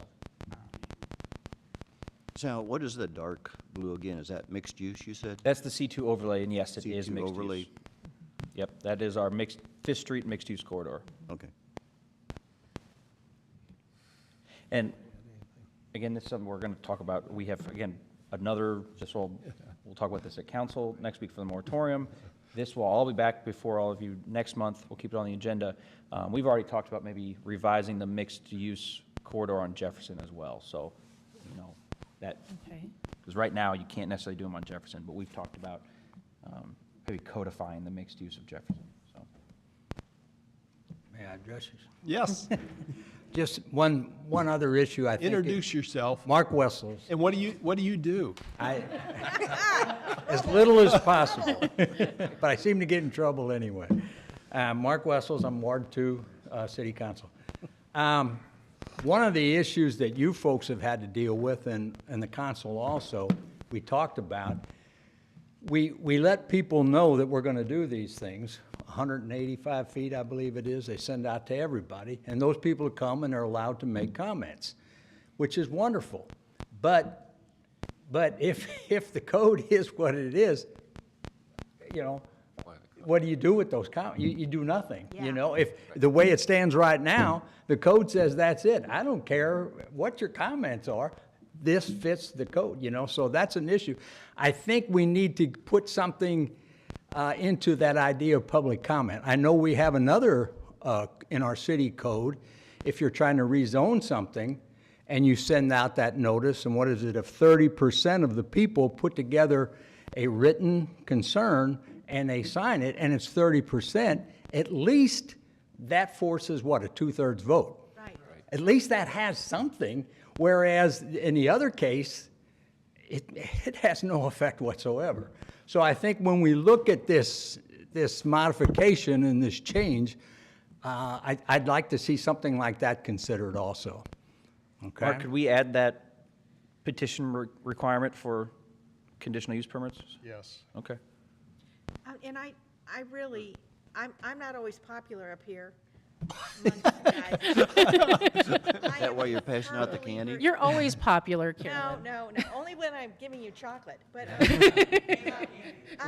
have Trying to always bribe me. think it's so important to encourage citizens to have a point of view. And that doesn't mean that we all agree. Believe me, I'm kind of out there going, yes, go for it. Because, you know, I've been on the other side where I came to this body to talk about zoning, and they need to know that they can come and speak to us, and it's not a done deal. That, and we may or may not agree, but that feedback we get from the citizens, whether you're a councilman or on a board, any board or commission I've ever been on, the public is encouraged, the library board. Yeah, you want to come to a library board meeting and say this is, you know, good or bad? That is your right. And it should be taken under consideration seriously, regardless of what I mean, it's not a law, it's an ordinance, it's special, you know, whatever, okay, we use that as our guidance, but I'm still gonna listen to what the neighbors say, which I don't always agree, but I think that's important, and thank you, Mark. I like the idea of a petition. A petition, because then you have something in writing saying, we as a group support or don't support something. And again, it may not sway, but if it does, you've had your say. In which those residents did have a petition too, but. Yep. They did. And also, you know, the councilmen in our city, you know, they listen to the people in their ward. They go by what they. They do. I know they do. I've seen them listen. That's how they get voted. We can find them. Unlike other politicians, we see these people, and we appreciate it, that you're in the grocery store or the lumber yard or whatever. And sir, I'm sorry. Yes, it's all right. I just thought I'd jump in before the whole conversation got away. I'm in favor of a moratorium. What's I think your the one name, point sir? that I would like to make. Could What's you your state your name? Oh, I'm sorry. Mike McFatridge, 1514 First Parkway here in Washington. The one thing that I want to make sure that you talk about citizens having the opportunity to speak. I think part of what the conversation that I've heard here between council people and city staff and the board, I would like to be able to review this moratorium document. I think it should be promulgated so that citizens, so that residents can see exactly what's being proposed with regard to what these ordinances associated with better defining what constitutes a short-term rental and what those ordinances are. I think that's critically important because I love the banter, but I have no background from which to try and develop some sort of understanding of what you're trying to say. I know that from my perspective, I know that there is a concern for short-term rentals and what that impact is, and I think it came up earlier on for the impact to first-time home buyers and housing inventory, and I think that's a very real issue here in Washington. I think that when you look at, and I can cite statistics, but in terms of what a 10% increase in short-term rentals might mean, and if you've got 44 or 28 or however many within the city limits, that gives an annual increase of about 5% in rent and about 0.75% in terms of overall home prices.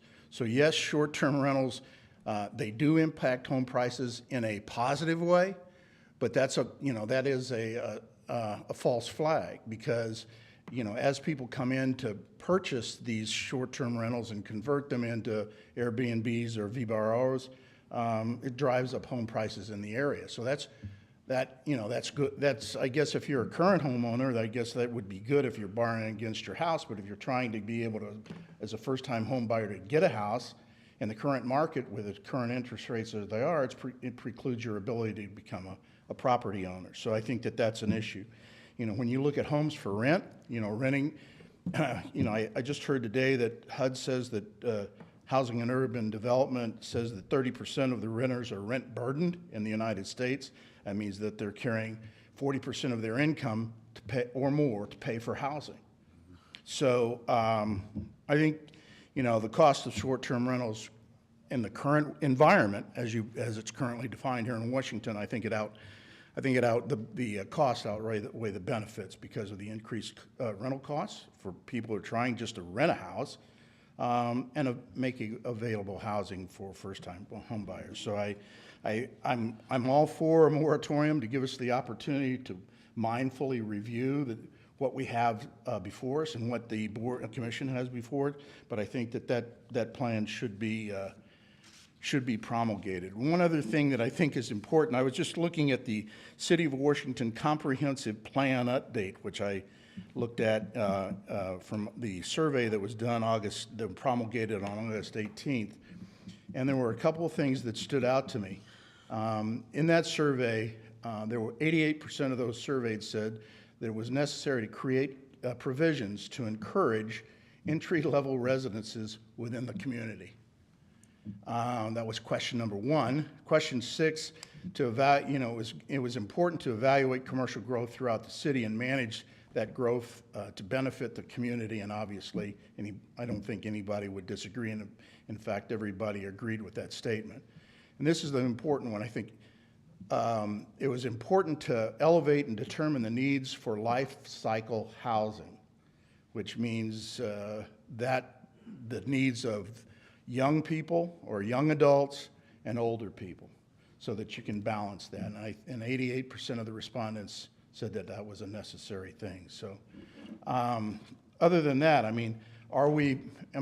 is there ever been any work done to determine whether we are over permitted? I think that's, and if we are over permitting, what does over permitting lead to? Does it mean that if a person is investing in properties and that investor is using the cash flow of that property to pay for that investment, what happens if they can't, the occupancy doesn't support that? What happens to that property? Certainly, I think that's something that I think we need to understand. I think we really need to understand and know exactly how many permits are we over permitting? Are we actually capturing the taxes that are due? So there are a myriad of questions I think need to be answered, and I think that can best be done with a moratorium that allows us time to reflect and better organize our approach to short-term rentals in Washington. Thank you. Thanks, Mike. Yep. Thank you. Good evening. My name is Dave Schmitz. Live over Meadow Lake Drive. Recently annexed in the city limits. Congratulations. I'm sorry? Congratulations. The HOA board did all the work, not me. I've been into business for 17 and a half years. I know one of the complaints my mom, when she would want to come with her husband, is there's just not enough hotel rooms there. They're always booked. So I think we do still need short-term rentals. I think it's great to give guidelines. How are you going to do that with the thing of disturbing, different neighborhoods? That's Sal and Darren's pay grade, not mine. But I think one of my concerns is what happened last week in terms of, well, we approved this one, but we didn't get pushback. So we got pushback from this one, so we're going to decline it. The problem I have with that is we should base our decisions based on the current Missouri law and our current city code, not by how many pitchfork and torches show up to a meeting. Okay? Now, here's where it puts us. They could file a lawsuit. And then we use tax money on a lawsuit that probably will be lost. Because the current code, Sal mentioned, there was no real reason, code-wise, to decline that permit, correct? For my recommendation. Okay. Been in the business for a while, and yes, I've had to do that, and yes, I have filed lawsuits and won. Because it's not, law's not based on, again, how many pitchforks and torches show up. I mean, and I'm not saying that that invalidates what people say. You know what I mean? There's value, like Carolyn said, there's value in getting the public's input. But there's a chance these people are going to come back with a lawsuit on this one. And you might want to reconsider that one. Now, putting something in place where we can say, okay, boom, boom, boom, boom, boom, this is why yes, boom, boom, boom, boom, boom, this is why no. I think that's a wise thing to do, you know? It's just wisdom to do that, you know? So, but figuring that out as far as, well, this neighborhood would qualify, but this neighborhood wouldn't. I think that's where the tricky part is. And that's what, we're starting here. Right. It's not the end, and we're not hiding anything. It all comes out in public meetings. We're trying to gather information. We're trying to get current on what we have and what we're doing. And we're aware, it's always a balance with the city. Us, city council, you know, we need tourism. We need some of that. We need people that are visiting can stay. Yes, we do. But we don't need to turn into a tourist town. We need to have affordable housing, and we've looked at all that. So I think we're all on the same page. We're just trying to find out right now the best way to go forward and get more information before we make decisions. Oh, I agree. Yeah, I agree with that part. It's just, Yep. I guess the part about what got me a little bit was how much pushback we get. And I'm like, the pushback I'm not sure is really relevant legally, and. Yep. Well, yep. We hear you. Thanks. Thank you. Thank you. Okay. You're on the clock. To it, Clock?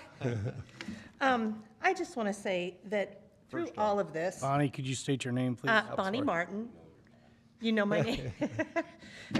Number 4 Riverview Court. Thank you. Through all of this, I want to say, I'm not opposed to short-term rentals. I'm opposed to them in neighborhoods. And I'm not even opposed to all of them. And I've been complaining a lot these last 2 months, and I admit it. But I do have a couple of ideas I would like to present. One of them is, I don't think all short-term rentals are the same.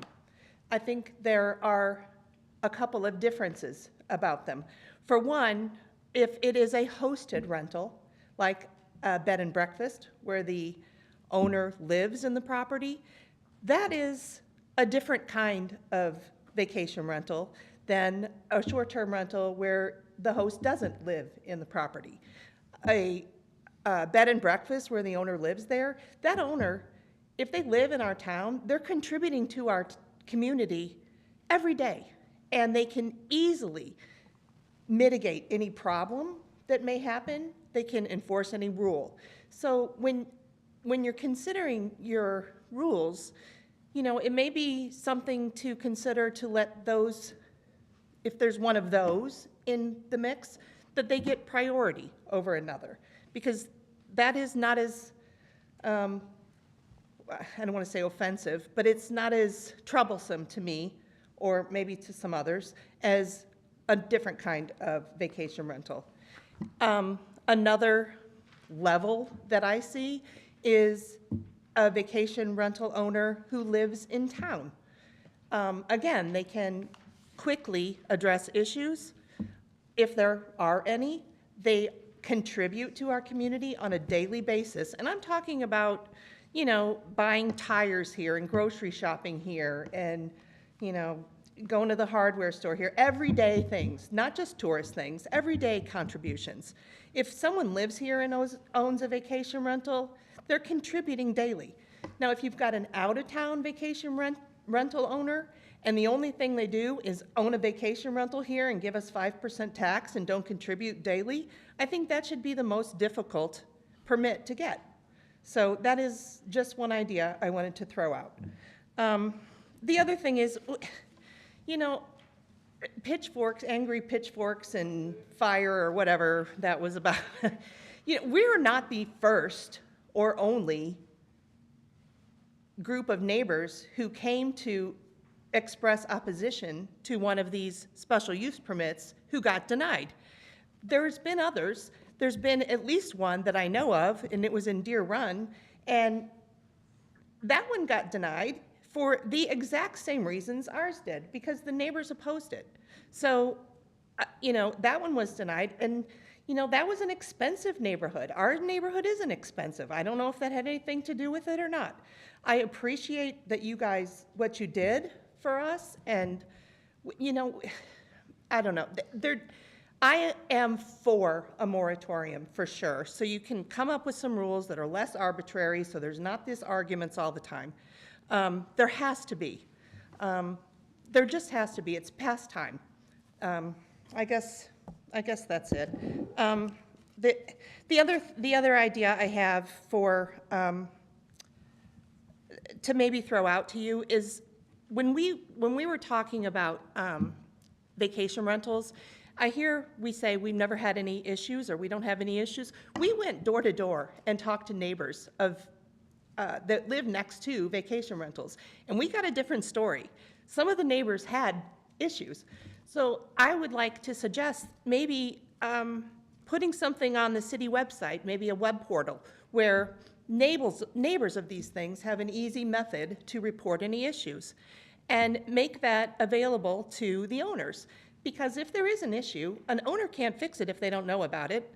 And, you know, maybe the city would be able to understand that too. So the only way you know now is if someone calls you. Maybe nobody's going to call, but it might be easier for someone to put something out on the web. What else was I going to say? So not all are equal. The proximity and volume. When we talk about population, you know, I don't think anybody's going to want to put a Airbnb over in Weber Estates or over in the new subdivisions over there. They're going to want to put them in these cute little historic neighborhoods. So when you look at population, it maybe should be population in zones or areas of the city. So that may be something that you want to look at too. I guess that's all. I just wanted to offer some solutions and suggestions instead of just complaining all the time. So I think that's it. Thank you. Thank you. And Ms. Martin did raise a very, very significant difference between the last application and the one that's being compared to on Studerman. That one is owner occupied. It was owner occupied. that's- I thought of that as was- you were saying that. That was an extremely important distinction, and again, it takes us back to the compatibility of use with the surrounding neighborhood. I think we're getting bogged down in this idea that it's opposition, and it's not. I can tell you, I personally, I appreciate feedback from neighbors.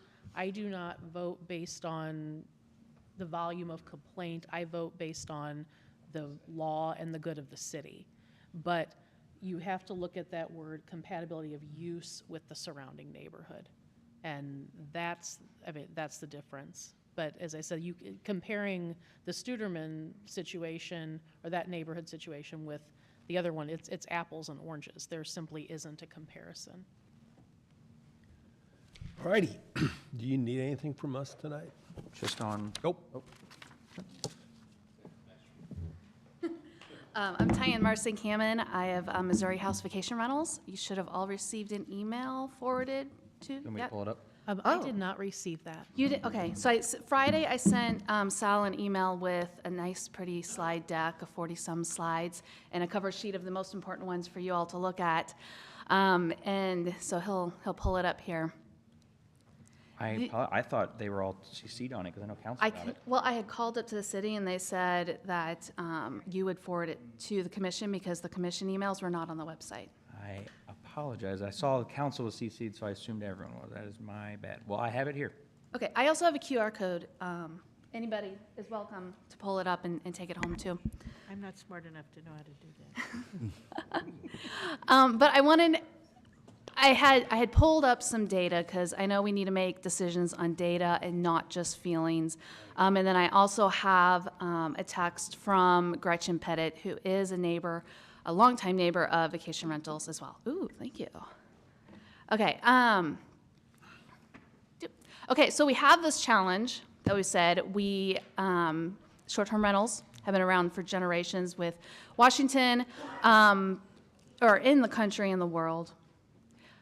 But Washington hasn't kept pace with the landscape. Previously, you all, City Council, created a forward-thinking, fact-based ordinance solution that is very reasonable regulations. One of the things that stands out from it from other city regulations is the fact of the safety inspection that is required. That one is absolutely wonderful. And so this purpose of this data is to help you all spotlight ordinance and non-ordinance solutions that are effective in helping to balance the entire community. Now, I'll let you guys look through this later as well, because Sal and Darren took most of my argument, okay? They did well done job, thank you guys. But what I do want to point out, if I come over here,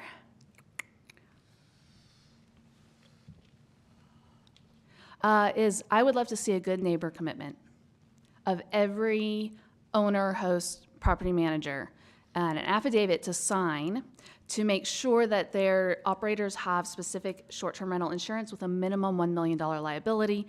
They acknowledge and will adhere to local and county occupancy taxes and sales tax requirements, and also have the noise, parking, trash management guidelines adhere to your existing nuisance ordinances, and then clearly communicated to guests prior to or at check-in. That I wanted to point out in addition, I think is a really good idea. The other notes that I wanted to talk about is, I know it's a feeling of a lot of new listings have come on board, and that's not just here in Washington. That is actually national data that I have learned about. A report came out over the weekend that 2/3 of current listings across Airbnb has actually come online since 2020. Now, that's not properties, that's listings. As listings change ownership, they might go to a different manager or a different owner. So it's not properties, there's only, gosh, I think 10% difference in properties, but the number has increased dramatically as far as new ones go. So it's not just here in Washington. The use in the neighborhood, to me, how I read it as residential, and respectfully I disagree with you, it is compatible because our guests, they come to be as a family and visit as a family. They sleep in beds, they brush their teeth, they make their meals in the kitchen. They do everything a regular family does, except it might be 3 nights instead of 3 years. That's the difference, is the number of nights. You all have talked about an assumption, I'm gonna use that word, assumption of locations.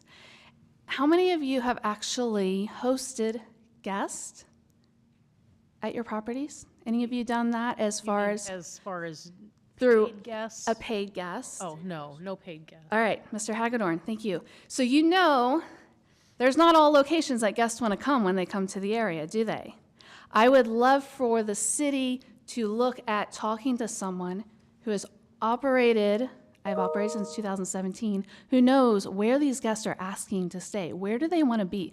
Because just arbitrarily looking at your zoning map and saying, oh, well, we think they'll be good here, we think they'll be good there. Well, you know what? You need to talk to someone who knows where guests want to actually be. Ms. Witt had a very, very good comment earlier today about the RV park. Purina events, we get a massive amount of guests coming in for Purina events. Our properties are dog friendly. And that's one of the reasons why. And we need more dog-friendly properties because of that. So I was super excited to see the RV park coming in and dog-friendly, because that'll help with that tremendously. So assumption of locations, include the local host in your decision. The comment about hotel guests versus vacation rental guests was actually very backwards. Our guests are extremely respectful. They have money on the line. They treat these homes, as very good property. They pay a lot of money to come stay, a lot. We also have families that come in. I mean, just around numbers, we had a family come in from New Zealand this last summer because their family is in Colombia and they come to the States every year. They paid $15,000 to stay for 10 nights here in Washington, and they loved it. They loved coming and spending their money here and being a family here. The other thing I want to just address real quick is the use of the word Airbnb. That is a marketing platform. I would love to point out that we do not do Airbnb. We do not own Airbnbs. We do not operate Airbnbs.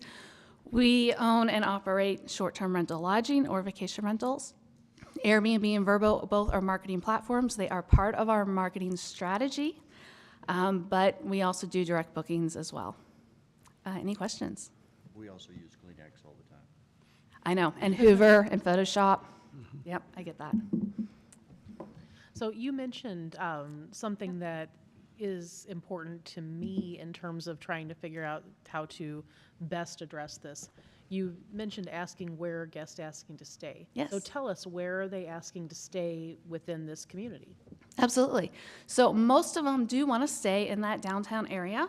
They want to stay close in there. But we also have lots of guests who want to be along that 9th Street and High Street area. 9th? Sorry, High Street, not 9th. High. Okay. Yep, the High Street. And towards the hospital. Because they want easy access to get across to the wineries. They want easy access to get to families who live in the area. And they come for medical reasons as well. So they want to be able to get to the hospital. Beyond that, generally that's not where they want to be. Okay, yeah.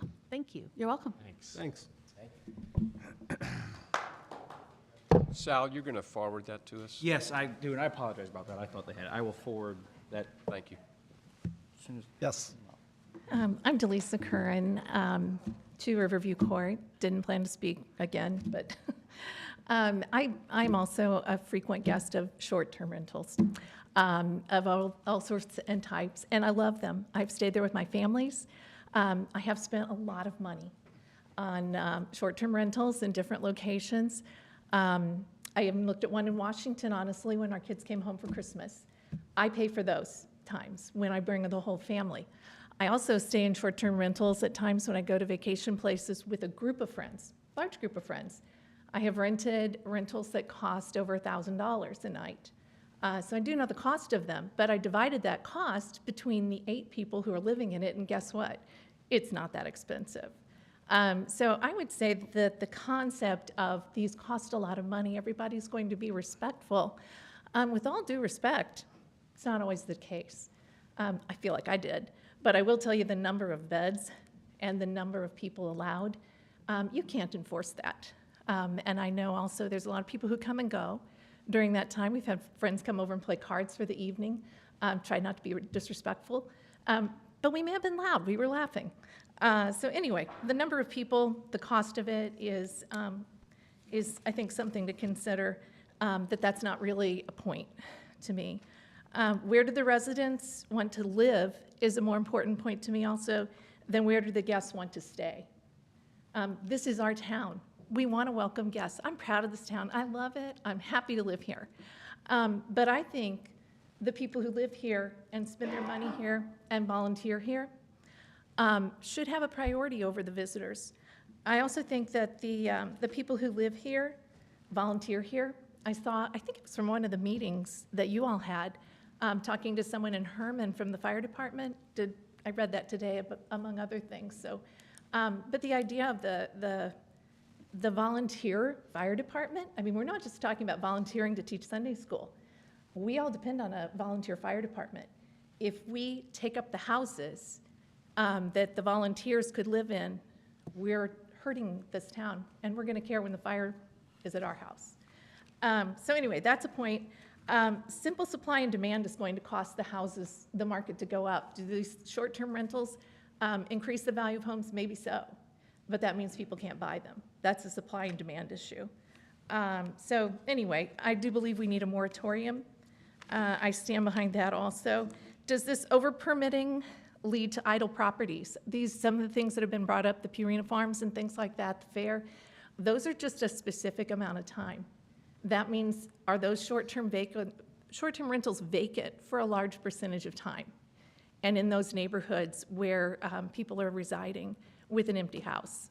So I think that's important to consider. So we're standing behind the moratorium. I hope you do it. And our neighborhood is now on board. We'd love to participate and help you if you want our help. But thank you all for listening. Thank you. Yes. Hi, my name is Nat Hammond. I'm actually a property manager. I also work for Missouri House. Sorry? I live in Union, 680 Scenic View Drive, but I live in the area as far as I'm concerned. So just a couple things I just wanted to mention.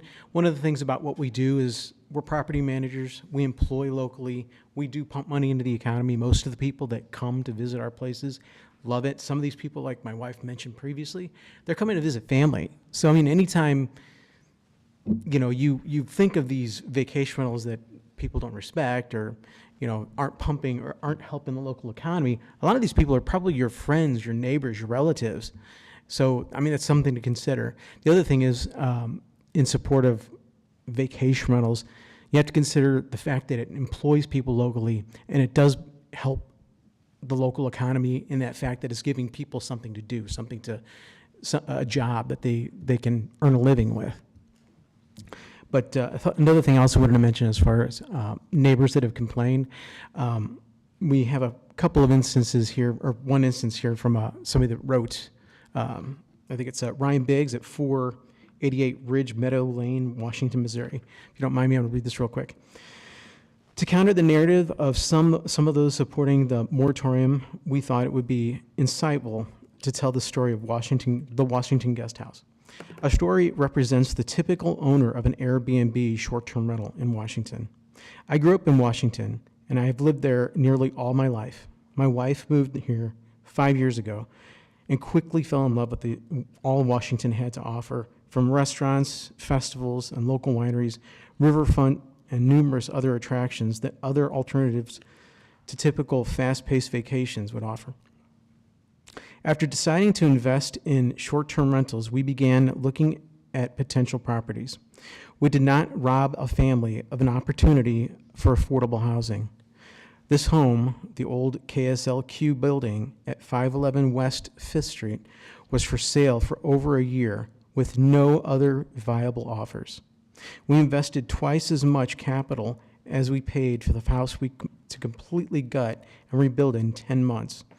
With a vision and a lot of demolition equipment, we took a vacant, dilapidated eyesore and transformed it into a truly unique home that we have shared with 140 guests in 6 months. The neighbors have not made us aware of a single problem, and all seem to actually welcome the improvements we made that will only increase the value of their home. We have a business license with the City of Washington. We have generated over $1,000 in bed tax for the city in just 5 months. We were open in 2022. Our guests stay primarily on weekends. We attract tourists who otherwise would not stay or possibly even visit Washington if the only available options were hotels, girls' weekends, couples' weekends, spots for families to meet, etc. Washington Guest House. The reason for staying, it's in town for an event, weddings, businesses, selected Washington and sought through Airbnb. The average number of guests is 4.6. The average number of cars, 2.5. The average number of nights, 3.5, Friday through Sunday is 83% of those people.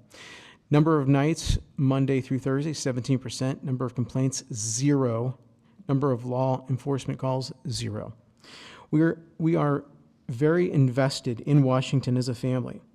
We, with our 5 teenagers all attending Washington schools, our long and midterm rentals, and my wife being an active Washington volunteer, we are going to put our money in short-term rentals somewhere, and we would prefer it be here in our own backyard.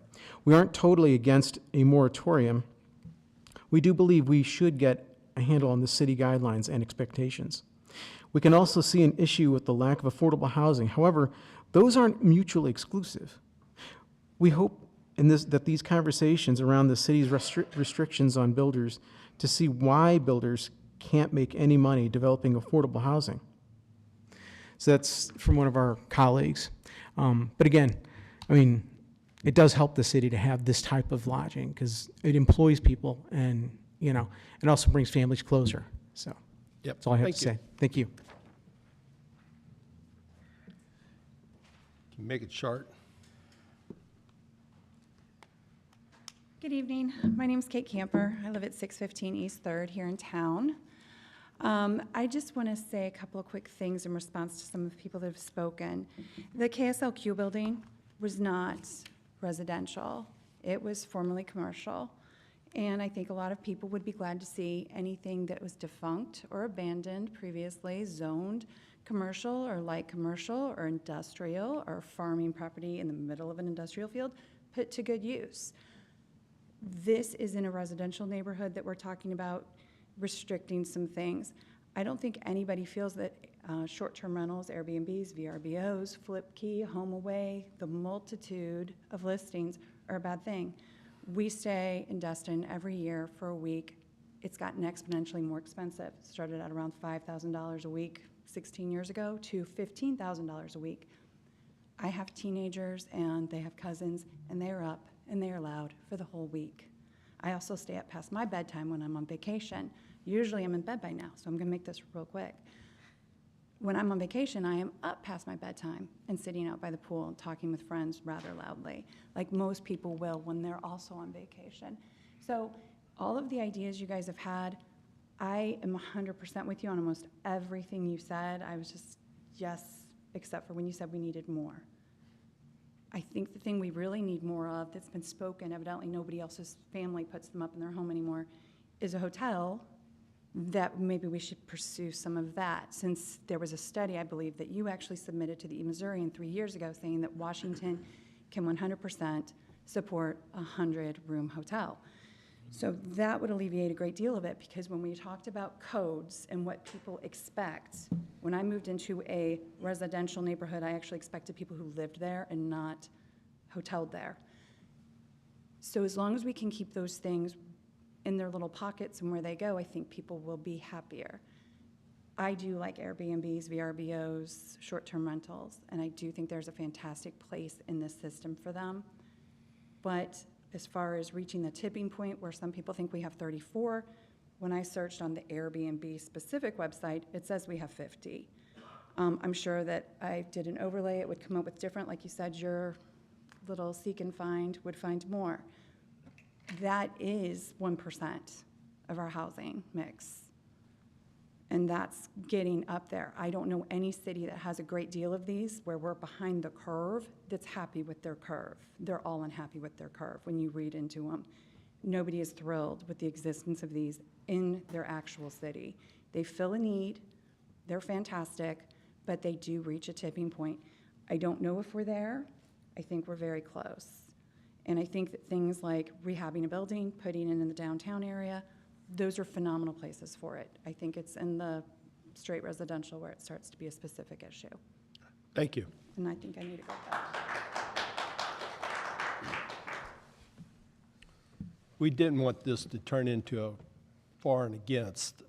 We know there's need for both, and we just want ideas so that we can start looking forward and have some decisions made that we can back, that we can make decisions and know this is what we're looking for, and here's why it doesn't work, here's why it does.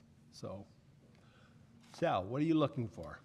A motion to approve or, I guess, table, deny the moratorium with the condition that you specify section 3. So it's got, well, I guess, there's 2 sections there on the second page. The Planning and Zoning Commission should report its recommendations to City Council within X amount of months, and then the ordinance shall officially expire in X amount of months as well.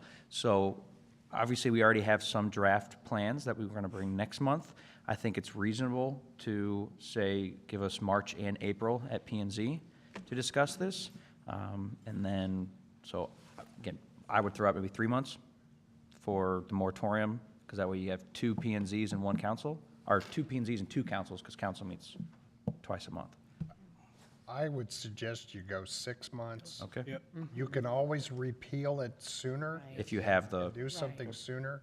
If you don't do that and you run out of time, you got to go through this whole process all over again to readopt it. So it's better to give yourself more than enough time, because you can always repeal it early. okay.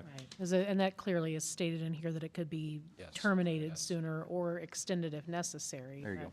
I guess I would make a motion that we approve the moratorium, or recommend approval of the moratorium for 6 months from, the time of its approval. And then give you 2 months to report some recommendations, because I think we need to take our time. I just want to do this thoughtfully and get it right, so we don't have to keep at it. So agreement, 6 months. 6 I'll months. second that. Okay, yes. First and second? Can I say Yeah, something? Sure. There's a lot of really talented people who know a lot about this in the room today, you guys. Our staff has 2 city planners. We have 3 councilmen tonight, 4 actually, but 3 of them have at least 30 years of experience between the 3 of them. And with citizen input, I'm for the moratorium, but I have some concerns. Quite frankly, this is a good problem to have, folks, okay? We've got something special in Washington that people from out of town want to come experience, okay? Call it a Norman Rockwell town if you want, okay? That's something that's valued. Our town has something that people want, okay? But it's a problem. And it's a good problem, but it's a problem. So I personally think it has not come to the straw breaking the camel's back point yet, but I'm in favor of this process that we are going through with your input, okay, to get ahead of it. I don't want us to get behind the 8 ball on this. That would not be good for our town. It's also not good for our town if we get sued because we make a wrong decision and our taxpayers end up paying for it. That's another concern of mine, okay? So. There's a motion on the floor and a second? I have a question on the motion. Yes. Clarification on the motion, I should say. So, under section 2, you said you want the Planning and Zoning Commission should report its recommendations to the City Council within 2 months? Oh, maybe we should report our recommendations within 3 months. That's what yes. I was Okay, so 3 months for us. I thought that I misread city to report to us. I think we should go 3 months to give something to council, 6 months on the moratorium. Thank you. That's So I would the amend my clarification motion. I was asking. Does that work for you, Mark? Yeah. Okay. Okay. I have a question again. Okay. In my mind, talking about section 2, to me, this is a staff decision, and the staff needs to direct this, not you guys, okay? We need to listen, absolutely, okay? But our staff needs to come up with a plan. We need the information. Right, we have to Absolutely. get information. Absolutely. And we can go faster. I mean, I don't know that, I think we can always speed it up. It's just, or we can always, end the moratorium sooner if that seems appropriate. But I agree with what Mark said in that it's better to give more time and get it right than have to keep coming back and amend. I think same motion's on the floor in second. All those in favor? Aye. Any opposed? So moved. Any other items? Just very quickly, I know we want to go home. We have a comp plan. Our next committee meeting is 23rd. the 23rd, so next Thursday. And they're going to bring forward the next proposal. So I know a lot of you sit on that committee. If you'd like, as commission members, to come, if you can't make it to the next public forum and you want to make it to that, then you're welcome to come to that. We're doing a business roundtable the following week on the economic development plan. We are tentatively, and I just want to get this out, I'm waiting on H3. I had to move it from the 8th to the 7th. I'm waiting on H3 confirming that they can come. But Tuesday, March 7th is our tentative second public workshop at the City Auditorium. So I just want to throw that out there. I emailed them today. I'm going to confirm tomorrow. And as soon as I find out, we will get a notice online and put it in the paper. But What time would that be, Sal? they are 6 to 8. Where are they? 6 to 8. Okay. So that's the public forum that we want as many people as possible to come on the 7th, 6 to 8. The commission, or the committee, that's a private group, or just the committee, that is at 3 on the 23rd. Emails on those two. Yeah, so we'll send reminders. I just wanted to get it out into the ether before I forget, so. And so before we adjourn, I think it is definitely important that it's clear, and I hope everybody's clear on this. The moratorium is only as to special use permits, not Airbnbs in permitted areas. That is correct. So if someone were to come in Or next month. short-term rental. Right, I'm Short- sorry, yes, I short-term rental. can't help it, it's like Kleenex, it's the I know. Kleenex It's problem. gonna come out. I do it all the time. But if someone that wants to calls me tomorrow and they're in C3, Right. same process as always. It's just outside of the mixed-use This is district. only a moratorium on special uses. Correct. Any other business? Entertain a motion. Motion to adjourn. Second. Third. Any opposed? Now I need some chocolate. Right. Good idea. We deserve it. Oh, man. Or a VRBO. Is this in our contract to go this late, Mr. Chairman?